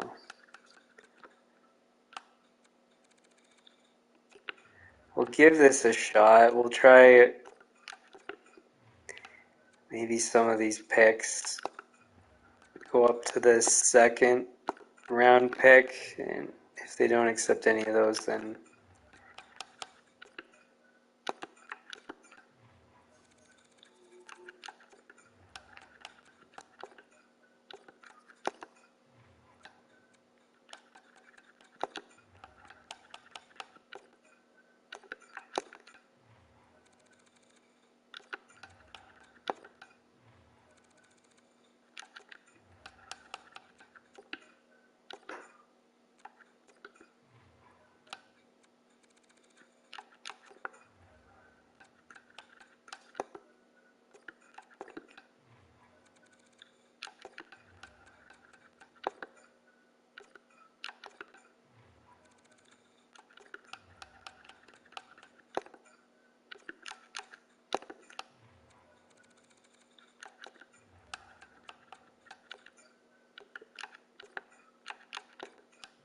well, now they're starting to at least say positive things about the trade. Oh, maybe they did before and I missed it, but whatever. Let's do this and this.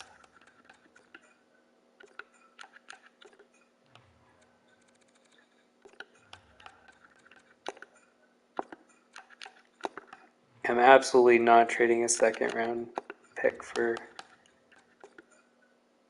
this trade.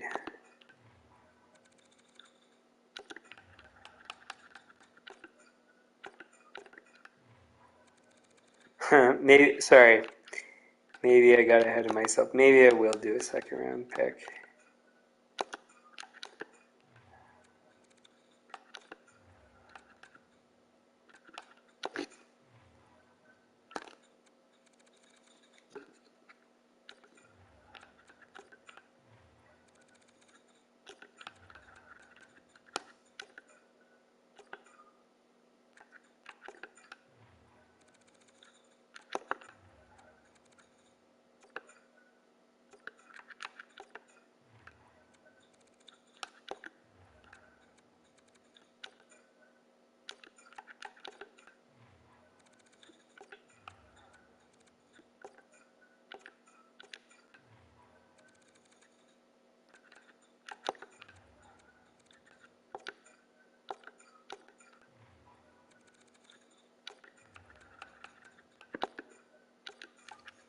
Man, you guys really don't want to trade this guy.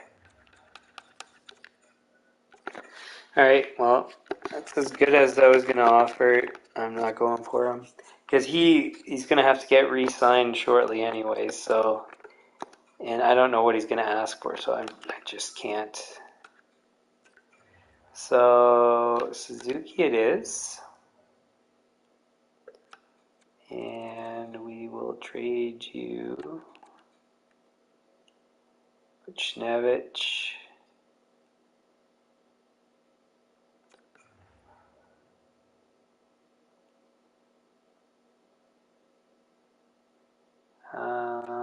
What else will we trade?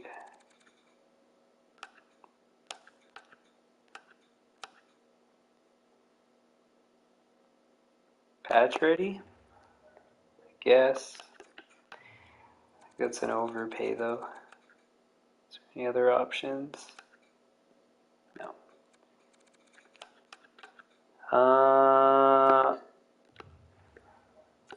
What we'll do instead is a draft pick. Fourth. I think that's nearly equal. We'll start from there.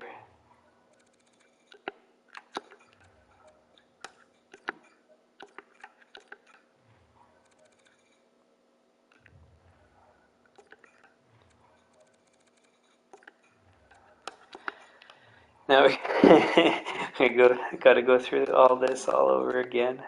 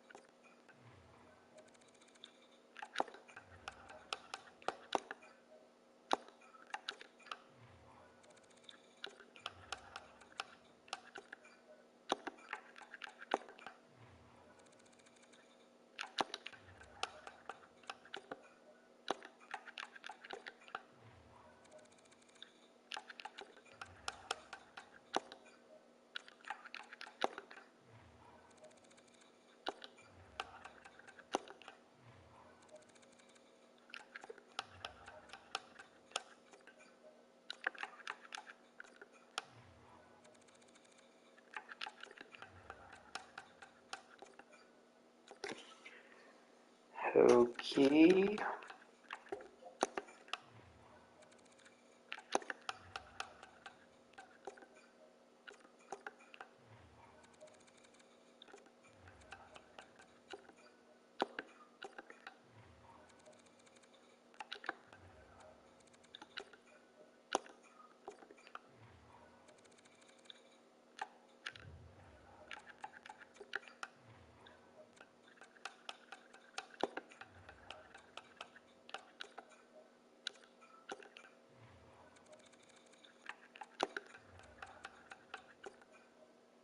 Huh. Okay.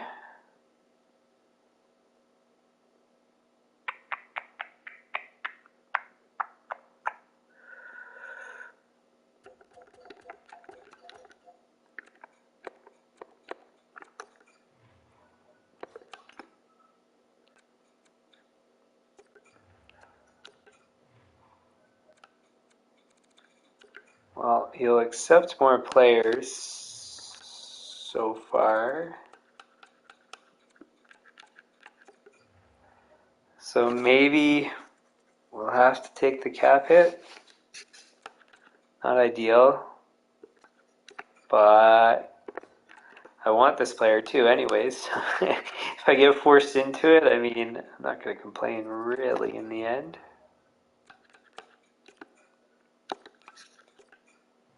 Because they don't really, I'm assuming, like the value they're getting for the price.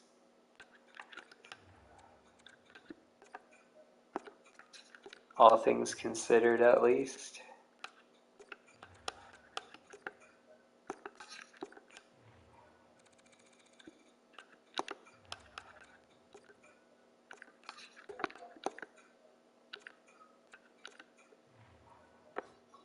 And I'm willing to kind of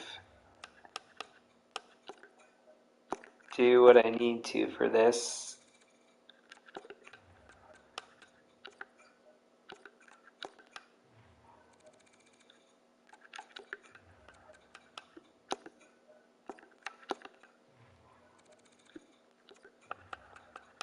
Just as long as it doesn't get completely unreasonable like the other ones.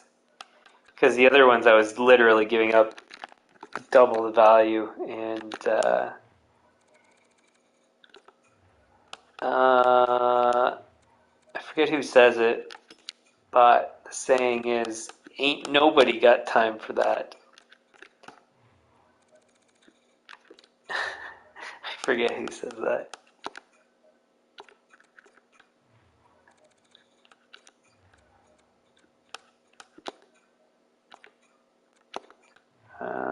Let's try this.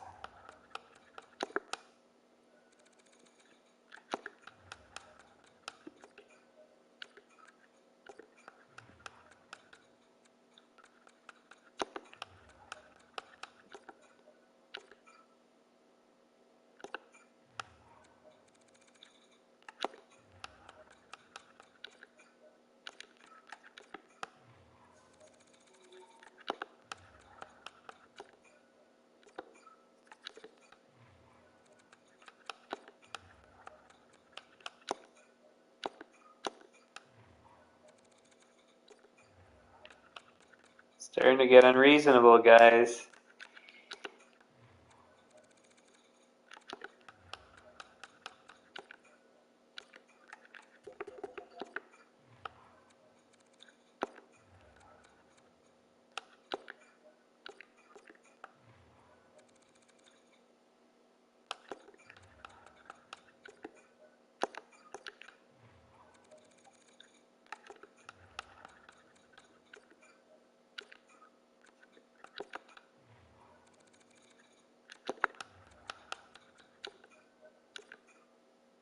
Like, look at how much we're giving up to what we're getting.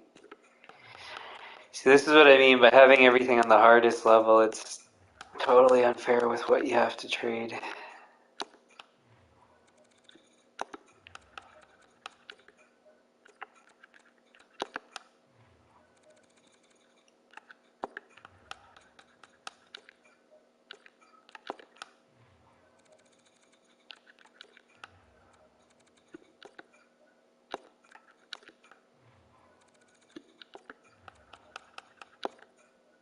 Jeez. Alright then. I guess what we'll try.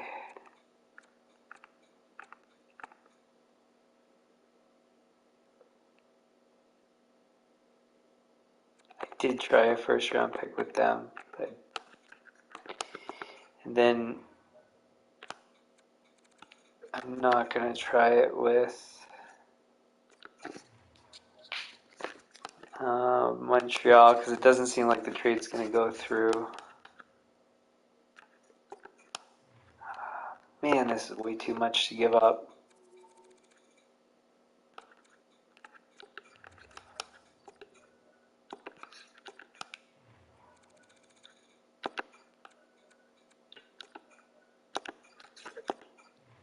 I just realized I went over my scheduled time, but I think I want to at least accomplish, well, this at the very least, but I'm probably going to go until I sort out my second line at the very least.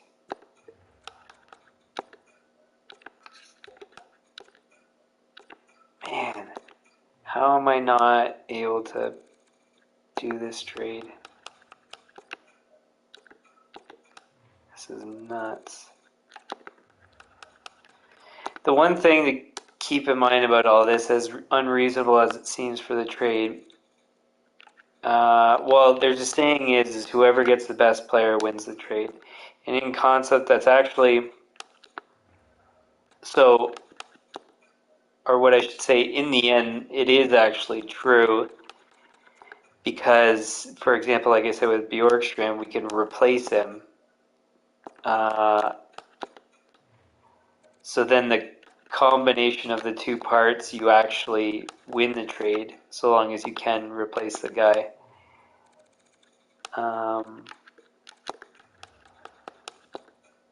So, yeah, that's what we're trying to accomplish. Man, a first and a second. Come on.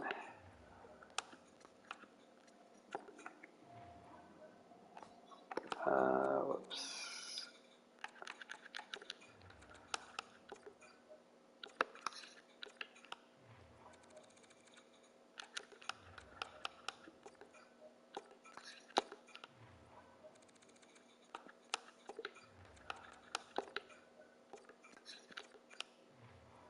And I know, so obviously we could see I could offer more and more until eventually the trade goes through, but I'm not, I want to actually get accurate value back in return, because otherwise it just gets completely unreasonable and I'm blowing tons of assets and never ever getting anything sufficient in return. So we have to at least get as close as possible to a perfect trade, because otherwise we're never going to have any shot. So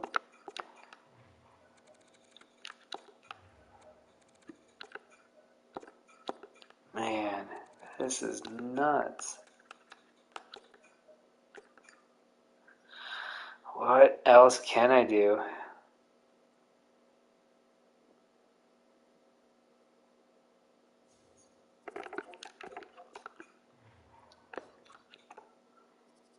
I mean,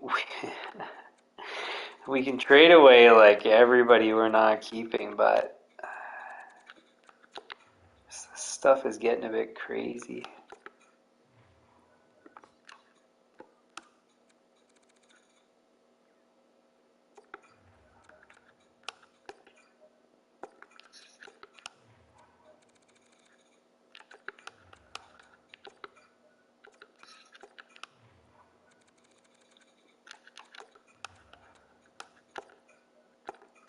Because like all these players that we're trying to trade right now, they're all replaceable. Every single one of them are replaceable. To Chuck, there's no, once you have them, there's no replacing them.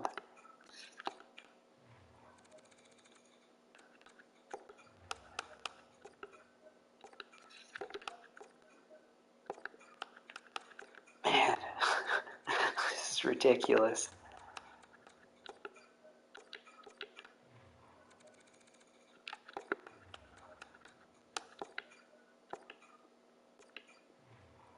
Now we're giving up almost 3 times the value of what we're getting back in terms of the trade value bar. That doesn't seem fair to me.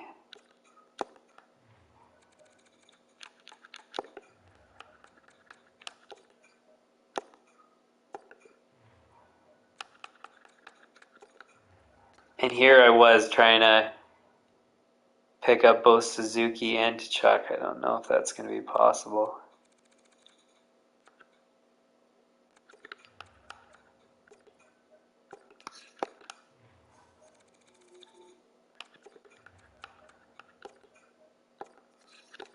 Wow.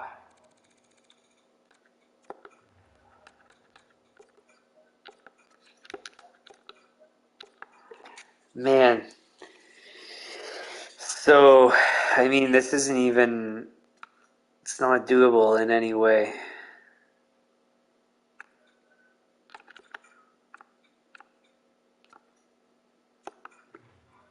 Like, is there any chance this works for Suzuki? I really seriously doubt it.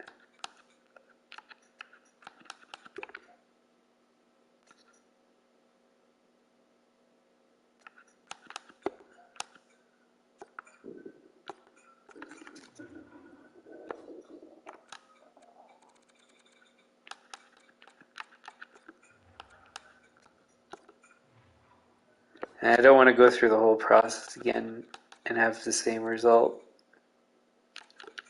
So I'm just going to try ballparking it.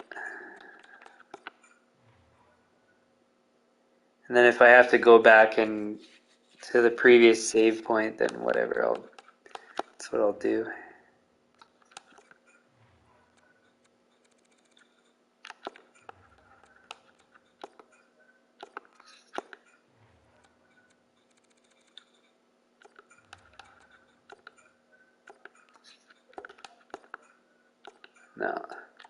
Wow. Okay. How am I going to do this then? That Edmonton pick is a bit of a gamble.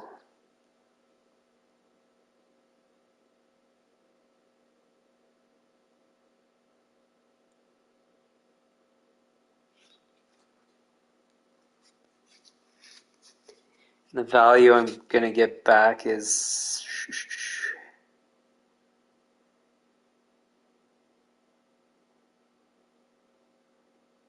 What do I do? Man, I can't believe... So I spent all those assets on Cider and maybe shouldn't... Nah. Huh.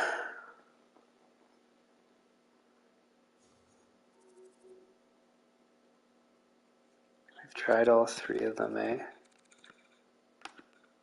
Oh, I haven't tried trading Giroux yet as part of this.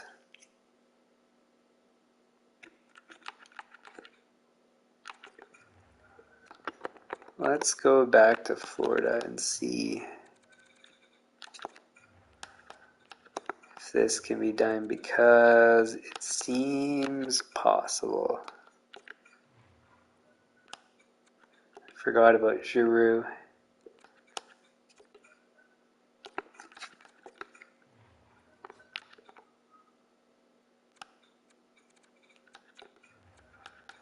And like I said, I'm just going to skip through this. If I have to undo the trade, go back to the save point and undo it, I will. Ooh, this seems like too much. There's no way this trade doesn't eventually work. No way. Like, I can't see it ever not working.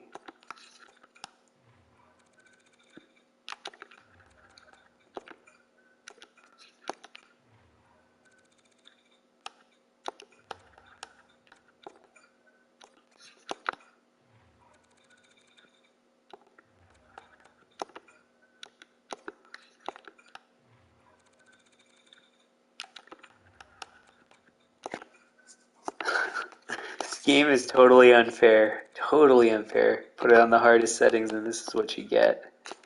Yikes. Like, look at this. It is nearly 3 times the value. Wild.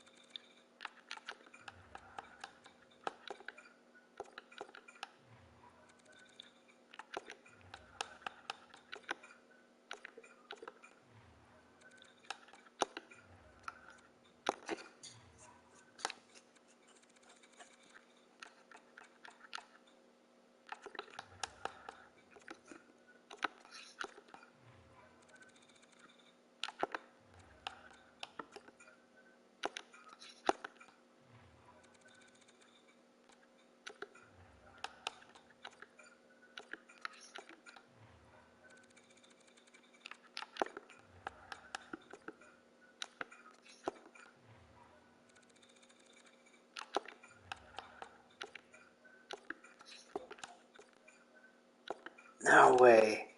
That's unreal. Is Pacioretty worth more than... Yeah. Wow. If I have to give up all this, that's unreal.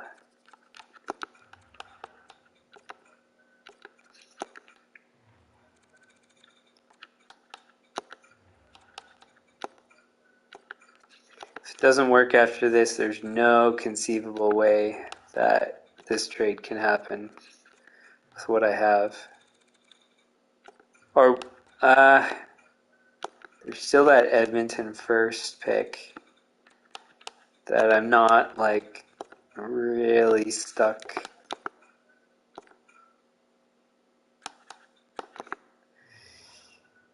You want this first round pick.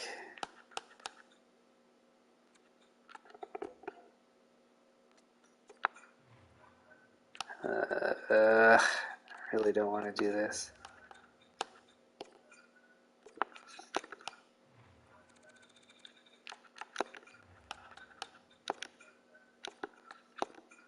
Oops.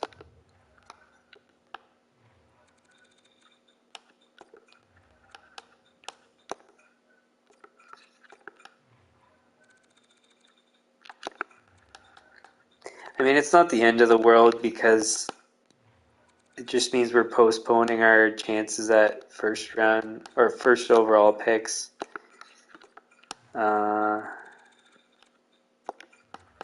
It's just not what I really want to do because we need to rebuild as we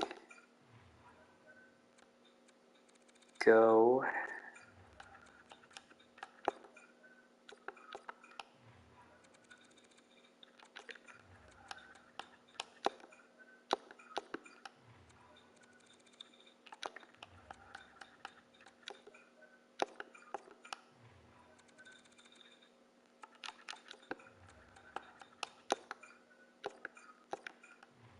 This is nuts.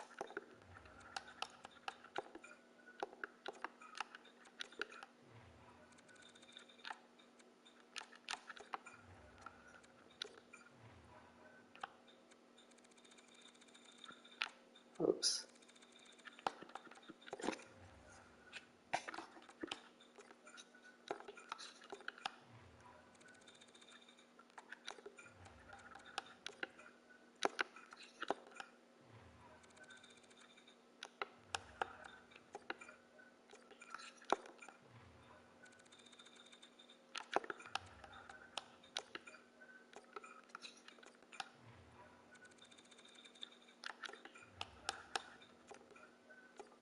Still no.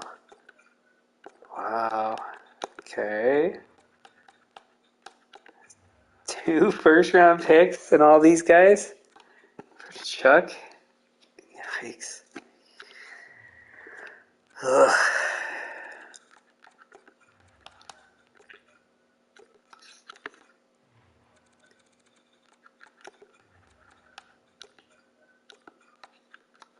Wild.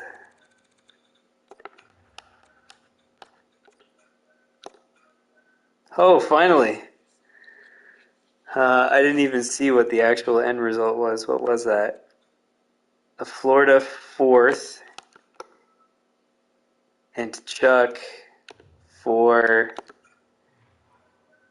Buchnevich, Bjorkstrand, Giroux, the Edmonton first for this season, which I really didn't want to trade, and then our Toronto first in 2030. How did the value go up?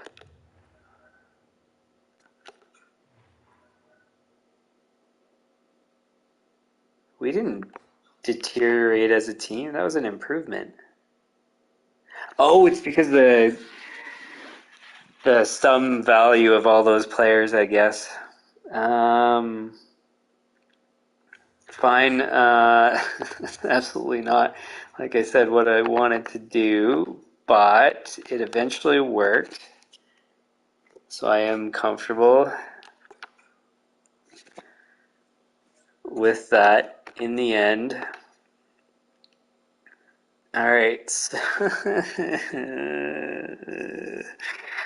That sucks.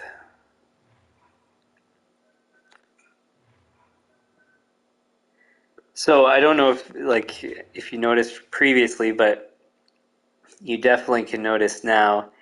Our cap hit has just completely dropped because keep in mind we got rid of 5 million plus 5 million plus 6 million, I think is what the cap hits were, and then we only picked up 9, so we saved another 4 million. And like I said, all those guys weren't critical to our team, so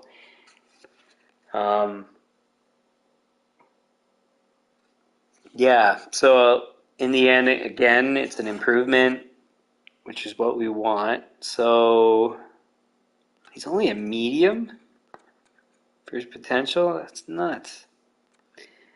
Whatever. Okay, so that is Chubarov, Pasternak, Hughes, first line. We got Kane, Chuck, second line. We need a second line center. It was Draisaitl. We still have Pacioretty, eh? And then our third line is Bedard. And nobody else. Well, our second line's the priority, so we just need a second line center now. Which is easier said than done, but that is okay.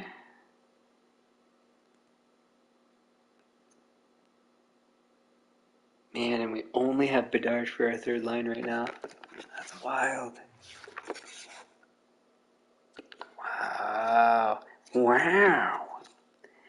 What do we do now?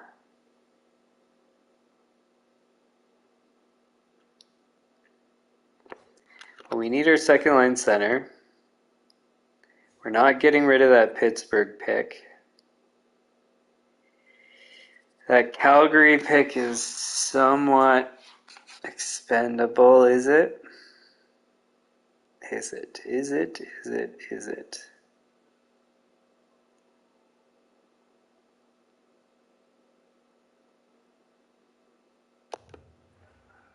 The other thing, I mean, to keep in mind, as crazy as all these trades were, we don't have any changes for like 7 years, 6 years. Kane is shorter, but that's kind of whatever. We tried to extend him to 5 years. We tried to extend this guy too for, I think it was like another 5 years. We've got Chuck, 6 years. So this team is actually going to be locked in for a chunk, 6 years. We tried to extend him, I think 3. Orlov, we have 2 more years. So, I mean, it's fine. It's just a bit annoying. Alright, so we need a second line center. Are there any? I don't think there was any second line center free agents.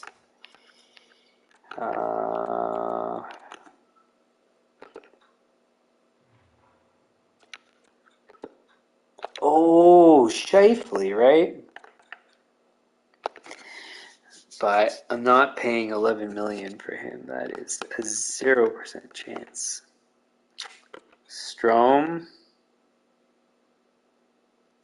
58 points, 7.6. I just don't want Strome. He's bottom 6. Line 1. Line 1. See, I wish I knew if they had any flexibility on their line usage, because then I could actually consider them. Line 3.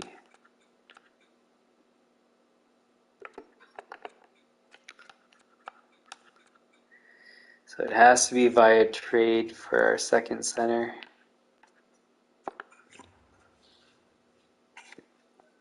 That sucks.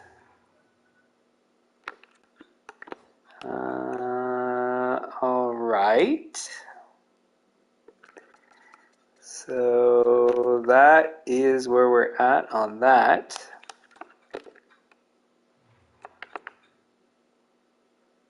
Top 6 47 points, not good enough. Strome, no. Terry, no. Schmaltz. Line 3, no. Zaka was, oh, bottom 6, not top 6. Okay. Hall was first line, right? Oh, he's a winger anyways. Da.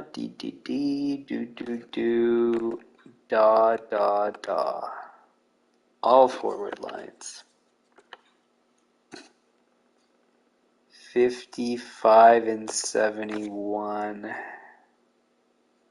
What's his face-offs? 71. Okay, so we got Tkachuk. We're not going to be able to afford the other guys. So we'll just delete that. Thompson. Buffalo. Oh, I forgot to check what his 6 years at $7 million. It's a bit much, but right now we're kind of beggars, not choosers.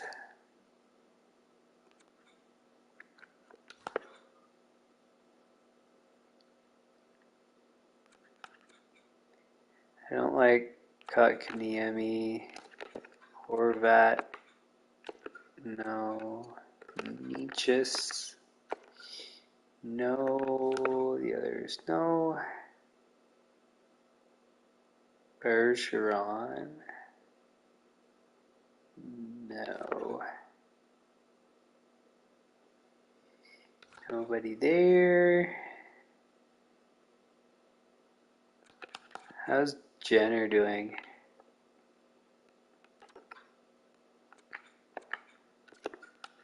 No. No. Yikes.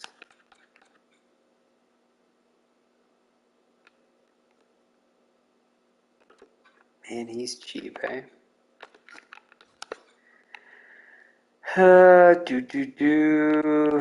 Fabry.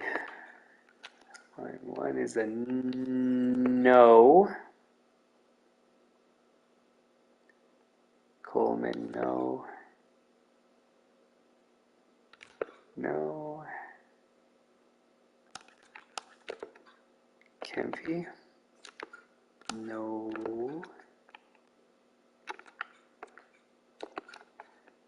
No.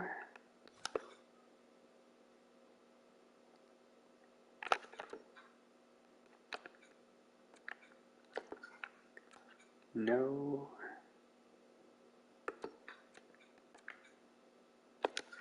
Bottom 6, you suck.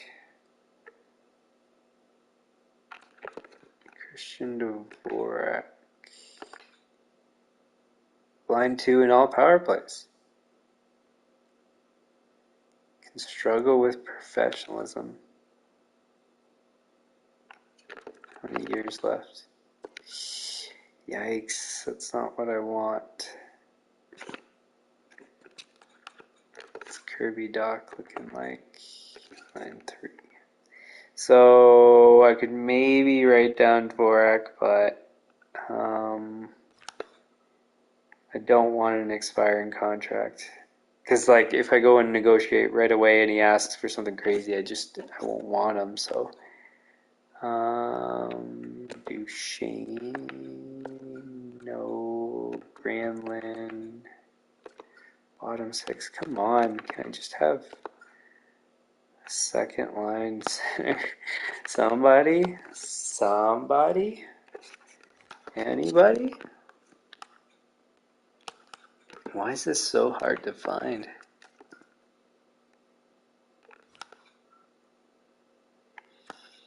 What was Nugent Hopkins with us before? Third line. Trocheck?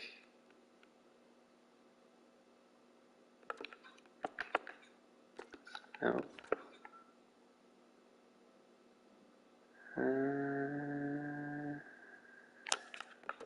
Batherson, no. Norris, no. And I don't like Roslovic.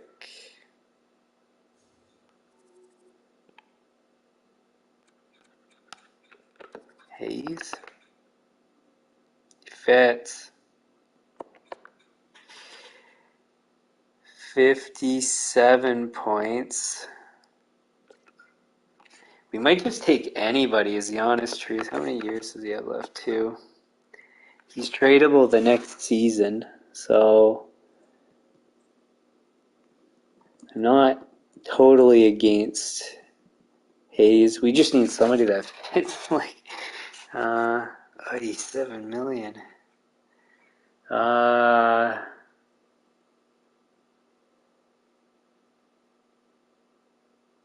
You know what, scratch Hayes. I don't think I can justify that. At 84 overall, it's not enough.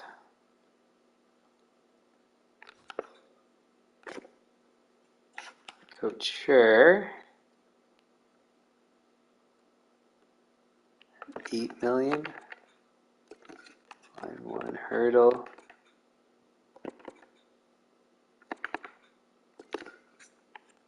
No.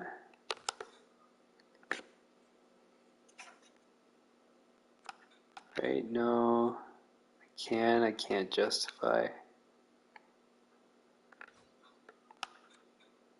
No.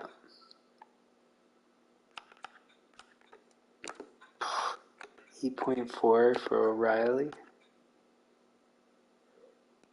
6.5 for Schen's not bad. Line 3, unfortunately. Stamkos, Point, Sorelli? No. No. Howla? Nope. I could handle Carlson, maybe, but no. Roy, no. Backstrom? No. It's like, there's not a single person. Oh, no. Fits all top 6. I don't like Dubois. Lowry can't fit. Denault's an option, and they want to trade him too. Nault for Winnipeg. It's actually an option. Okay, so Buffalo. Oh, what was his contract though? 3 years. Okay, that's doable. All right, so Thompson is the preferred option.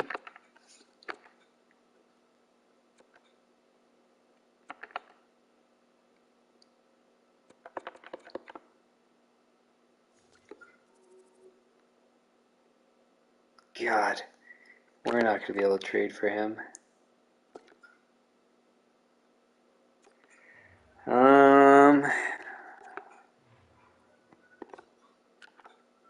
going to have to try.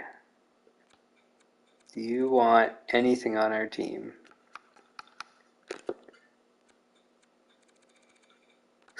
You want our 2 top guy prospects? Huh. Okay. Let's just at least give this a shot and see what happens. I don't think it's going to work, but we'll try. So we're going to try Pacioretty, 2nd round pick. Let's just see if this goes through. We'll do some upgrading and we'll go through some of these draft picks, but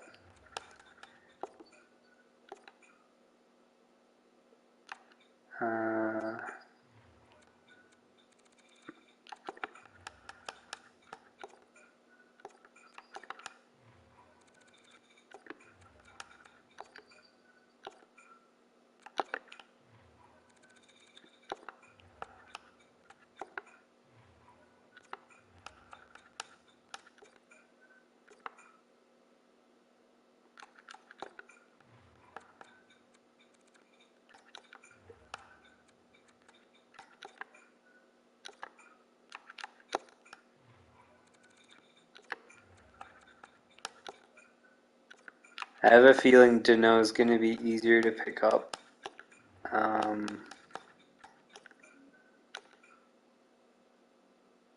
This is kind of the most I'm really willing to go for. Is it the most? Don't kid yourself, Thomas.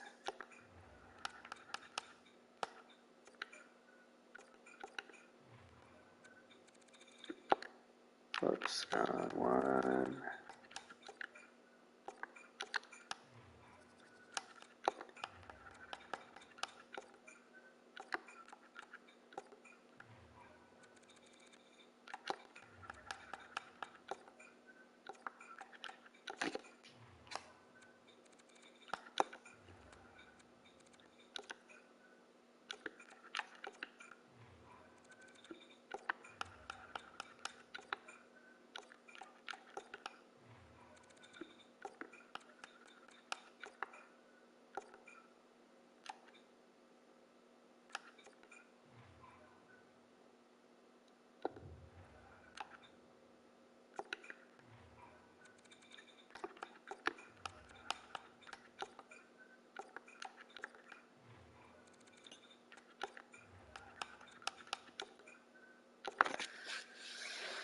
That's the most I'll go for.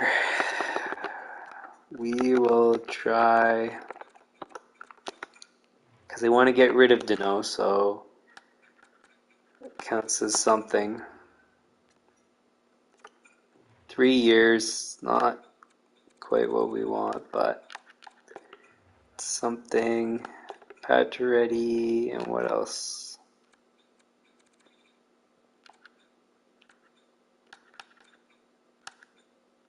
Six.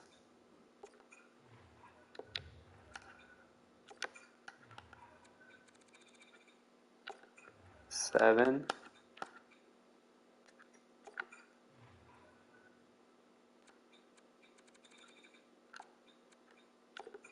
Five.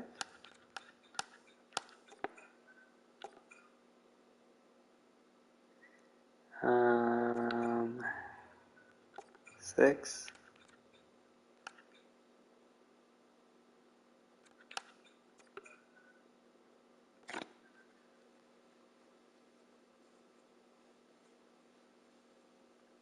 So it seems actually like this might go through reasonably easily.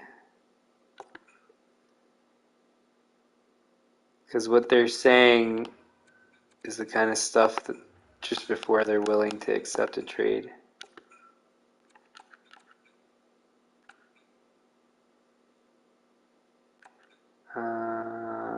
What do I start with?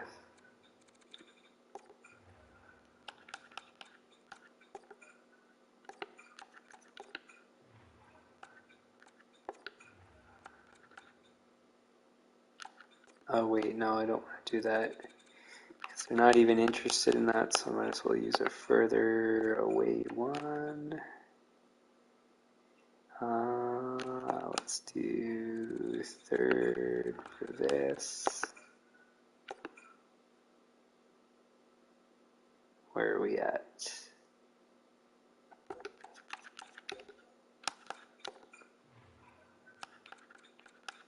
Second. Pacioretty.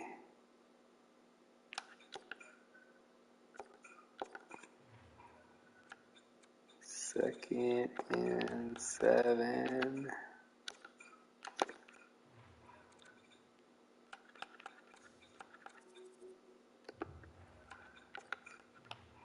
Seven and 6.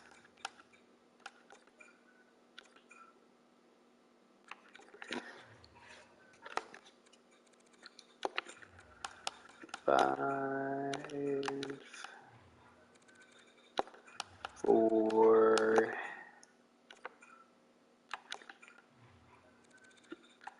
3. All right. Not as hard as I was expecting it to be. Huh. Okay, so it's a weird thing we've done with our team, but I think we've improved. So now let's have a look. So we've got Pasternak, Hughes, Chubarov on our first line. We've got Tkachuk, Kane. Which way does Tkachuk shoot? Left. Okay. Tkachuk, Kane, and Deneau for our second line. And then Bedard and nobody yet for the third. But that's actually easily filled. And then currently Gambrel, Foligno, and McEachran's more of a depth guy. Is there anybody else? No. Now for defense is way stronger than I was kind of planning for. So Seider, Slavin would be our first line. It doesn't tell us anything yet though, right? Yeah. So Seider, Slavin, Parayko.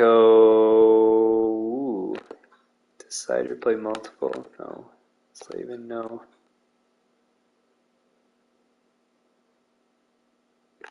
I don't know if we even want Parayko anymore.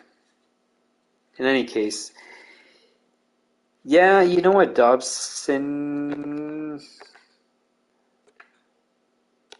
Well, somebody can maybe play their off wing or whatever.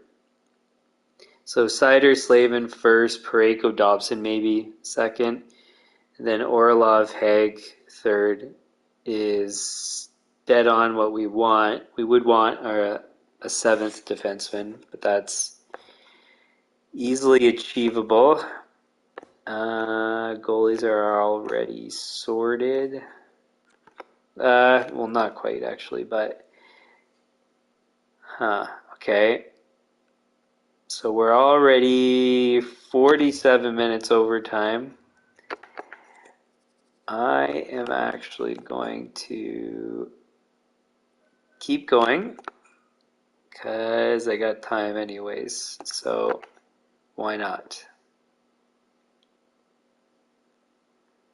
All right, so our second line is our major difficulty of filling that. I don't know why. It's got to be something with the coach's line preferences, and so far by following them, I mean, we won a Stanley Cup, 2 President's Trophies, so we're going to try to. Now, we've emptied up. I forgot to check. Did we have anybody else we needed to trade? I don't think so, right? Keane, Pasternak, Hughes, Chuck, Seider, Slavin, Chubarov, Parayko. It's only if they don't sign the extensions. Bedard, Orlov, Haig. No. So the only other person that we need to trade is Thompson because he won't re-sign at a reasonable cap hit.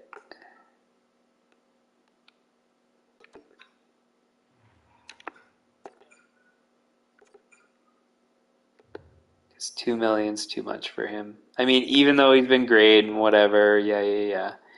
I'm not spending $2 million. It's not in my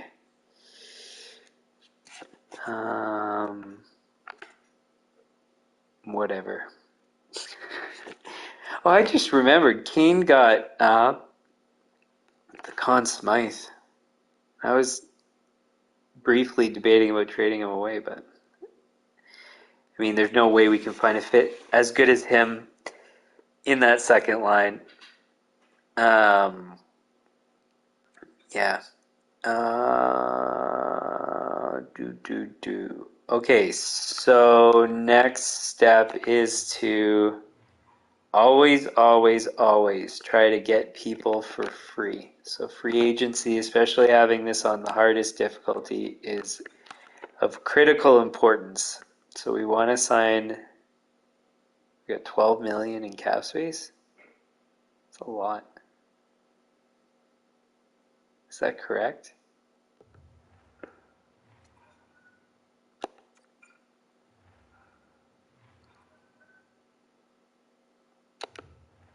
It is correct. Wait, how many contracts do we have at the moment? 1, 2, 3, 4, 5, 6, 7, 8, 9, 10, 11, 12, 13, 14, 15, 16, 17, 18, 19, 20. How many's on the starting lineup? There's 3, 6, 9, 12, 18, 20. So we have a starting lineup. That's all we have. But technically, we're at our proper starting point for a cap hit, so that's good news. Okay, so then the 12 million is accurate, but we need 3 million for the depth guys, because we do want, so we need our third goalie and the other depth guys. So then it's more like 9 million. That's a lot for 9 million for 2 third line players, really, is kind of what we're doing. That's more than enough.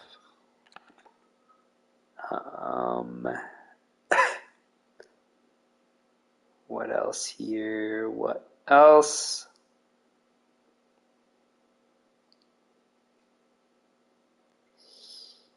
$9 million. So what are we willing to do? So it has to be 4 some odd million. We do have the option of trading. Like, I mean, we don't want to, but we have that as an option. Oh, they're not in, I want them ordered by overall.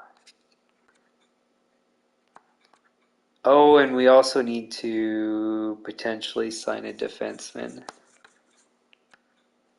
So we got to keep those in mind. So 6 million, this guy, I think he didn't fit on anything right now. Oops. 5.9, no. So he fits on our third. Bedard could go to the wing. I think he was fourth line, right? Yeah, there's no way. Frana, first line. Moore was second, I believe. Huh. We could have signed him instead of doing those trades. 52 and 76.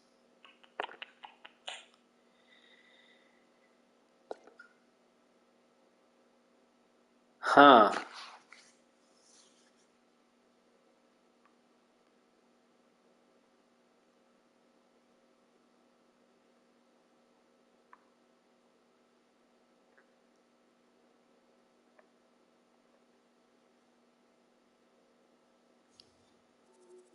We currently have, oh yeah, Chuck and Dano. Dano's the other one. More. Huh. Ha ha ha.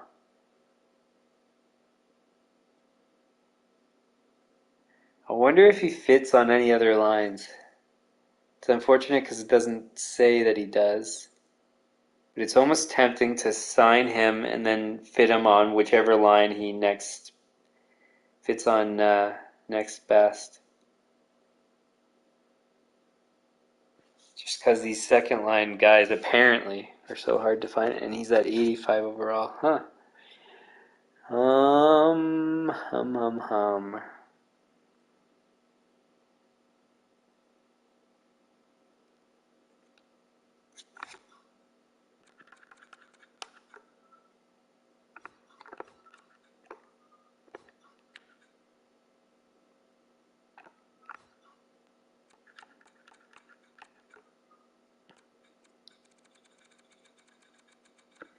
So I think what we're going to do is monitor his signing ask, because currently nobody's asking for him.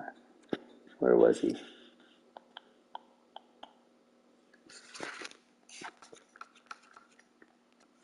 Where did he go?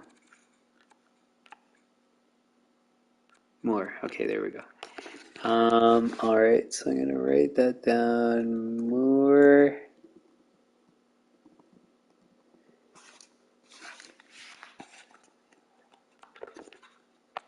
I know Marchessault played on our second line, but it doesn't say he fits there. We're not paying that for Kessel.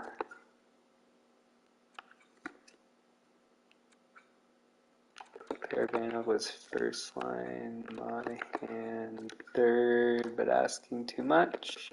Kron, fourth, no way.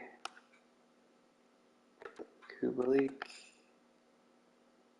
second line, 84 overall.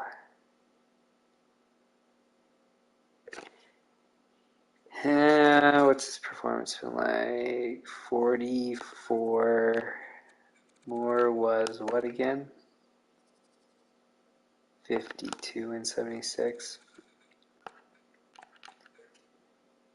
Tolvanen? What's his story? He's been approached though. Eberle. Line 3A?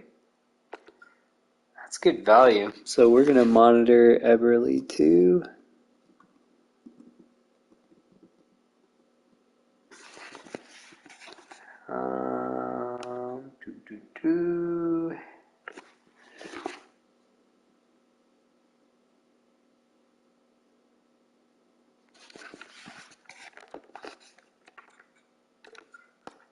No. And Riemsdyk. No. I don't think Carter fitted. No.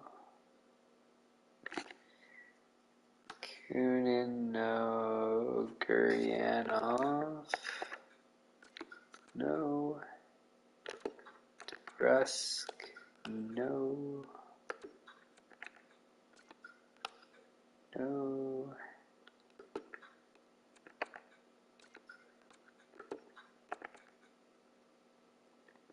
Pearson, 43 and 81. Not bad. The ask is a bit high.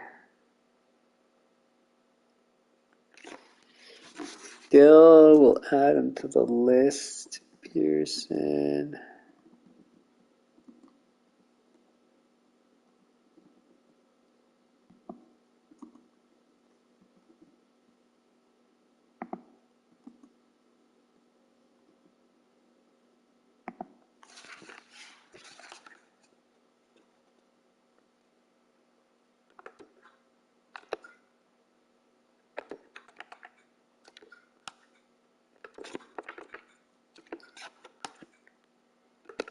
And to be honest, because these are third line guys, I'm not going to compete on pricing, and also because of our cap space. I'm not in a position to try to bid people.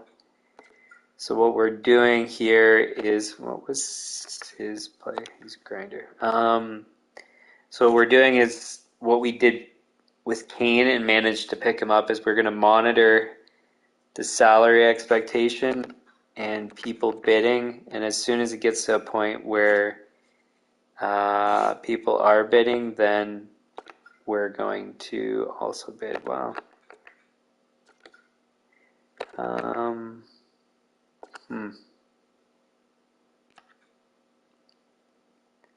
Bailey's not good enough for a third line, though. I don't think. Is he? He's not that bad.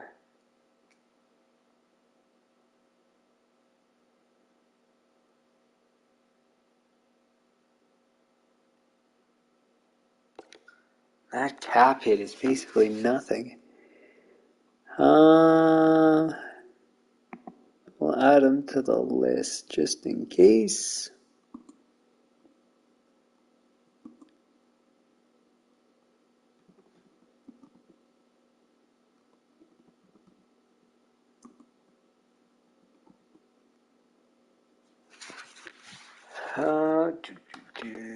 Milano, no. I think White was with us, wasn't he? Yeah, he didn't do well enough. Stastny. I think getting into the 82s is a bit low.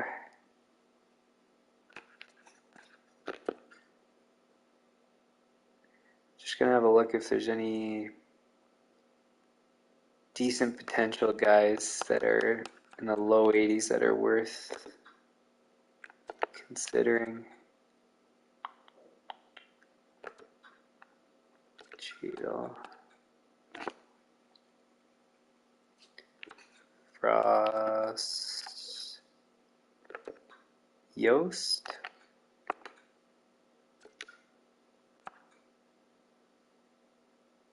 Who's this?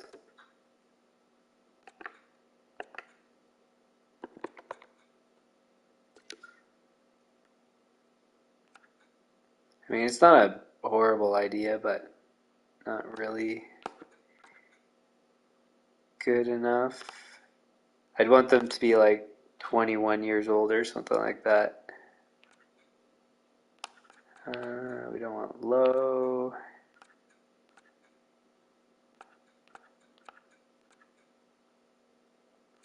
Snikov, I think I checked already. Yeah. Bluger, 26 and 67. No. Nyquist, 36 and 82. Not quite. Rusk was, I think, first line, right? Yeah. Pearson, Smith.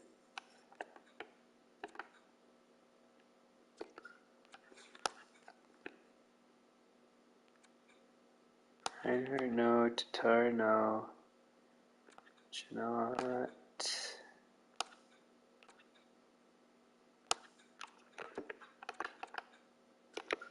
No.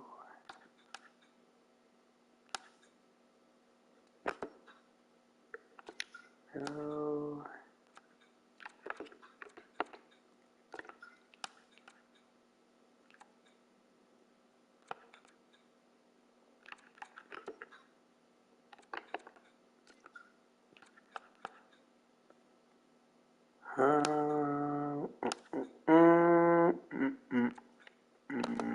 Bank.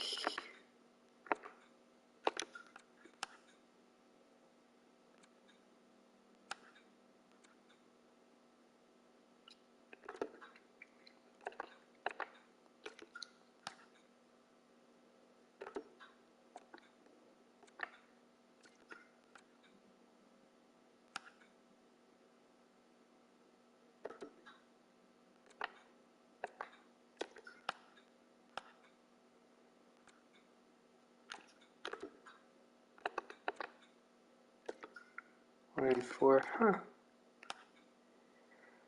So far, I mean, ideally what we do is sign Moore and have him go to the third line and then sign one of the other guys I've written down. And then that would be it. And then we get some depth guys, but I don't think we're going to find anybody else. Foligno? No. No. Okay. And then we've done our goalie stuff, I believe.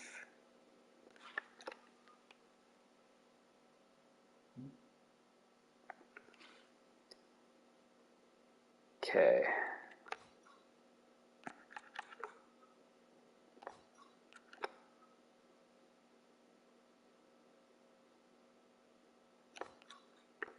So we've only we've only tried to sign one guy, but I mean we're monitoring the rest to see what to do. Okay. So I mean, I don't know if you'd say that there's a lot that we accomplished, but some difficult stuff and a few of them. So we got rid of a massive chunk of our roster. Well, massive. Like I was saying before, it's like a third of our guys. So Draisaitl's gone. Pasternak comes in. Who was it that we got to get to Chuck? It was Buchnevich, Pacioretty. I forget who went where, but Buchnevich, Pacioretty are gone. Who else did we lose? Oh, Giroux. Anyways, a bunch of guys that were with our team that did well. They're all gone, and we have Pasternak, Tkachuk, and Seider are pretty much the. Oh, and Deneau, I forgot about that. Are the replacements, and I did actually, come to think of it, because there was more I could sign or might still sign. So I guess the one that I could have avoided was Chuck, but in the end, I kind of want him on the team. So I could have done. So I guess maybe what I could have done is went all in on Suzuki, signed more, and then wouldn't have had to trade for Tkachuk or Deneau.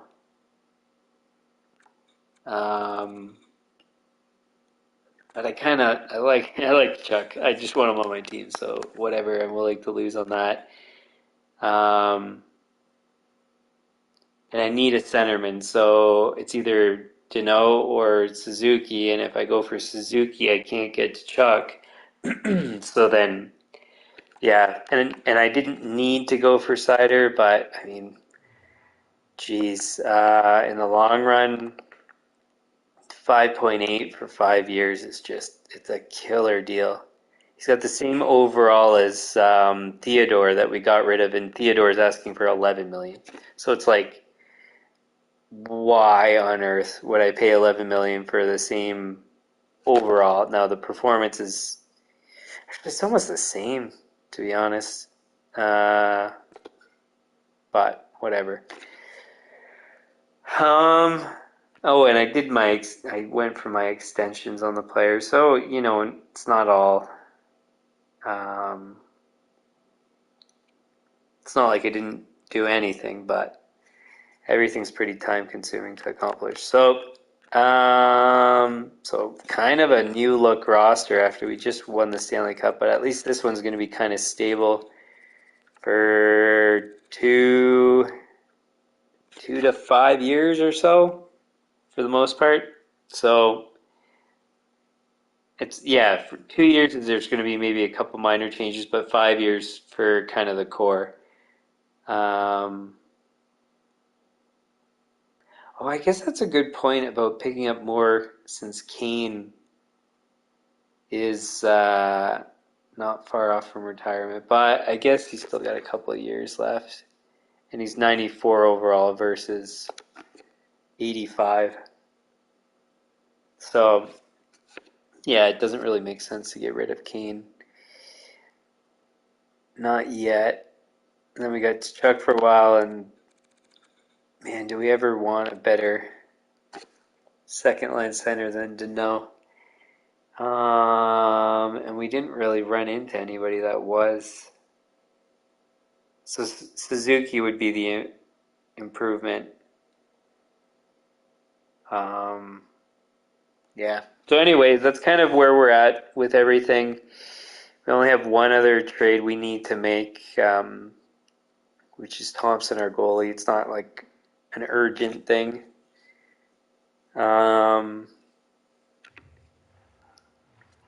So we just need to fill out our third line, which hopefully is not going to be too difficult. Doesn't look like it will be. Add a couple depth guys for fourth and seventh defenseman, fourth line for forwards, seventh defenseman is kind of what we need to do. If we get Quick, and because we went to go sign him, if we get him, we've got our goalies for our rotation.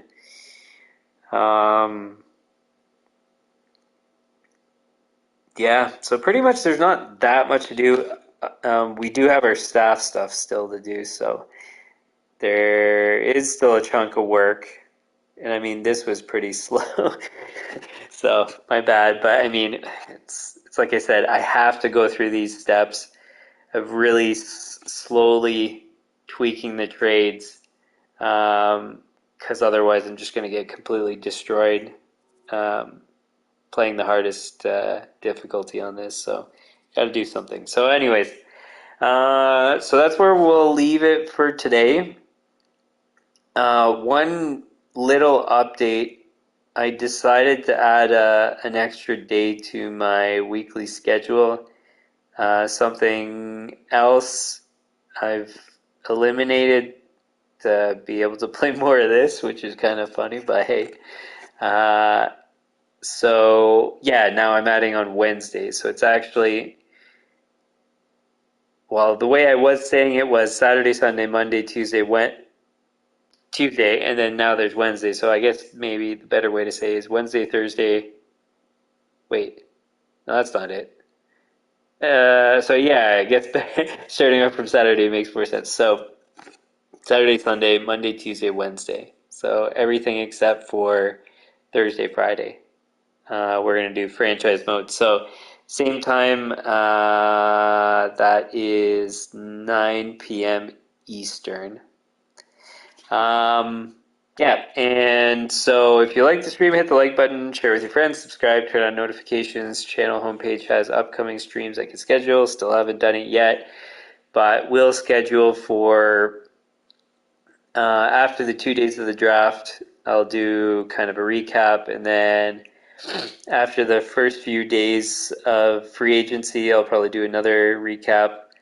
And then franchise mode, I just went over. If you need to see a reminder, it's in the About section of the channel. Be a Pro is whenever I feel like it. And any comments, leave them in the comments. And suggestions, same thing.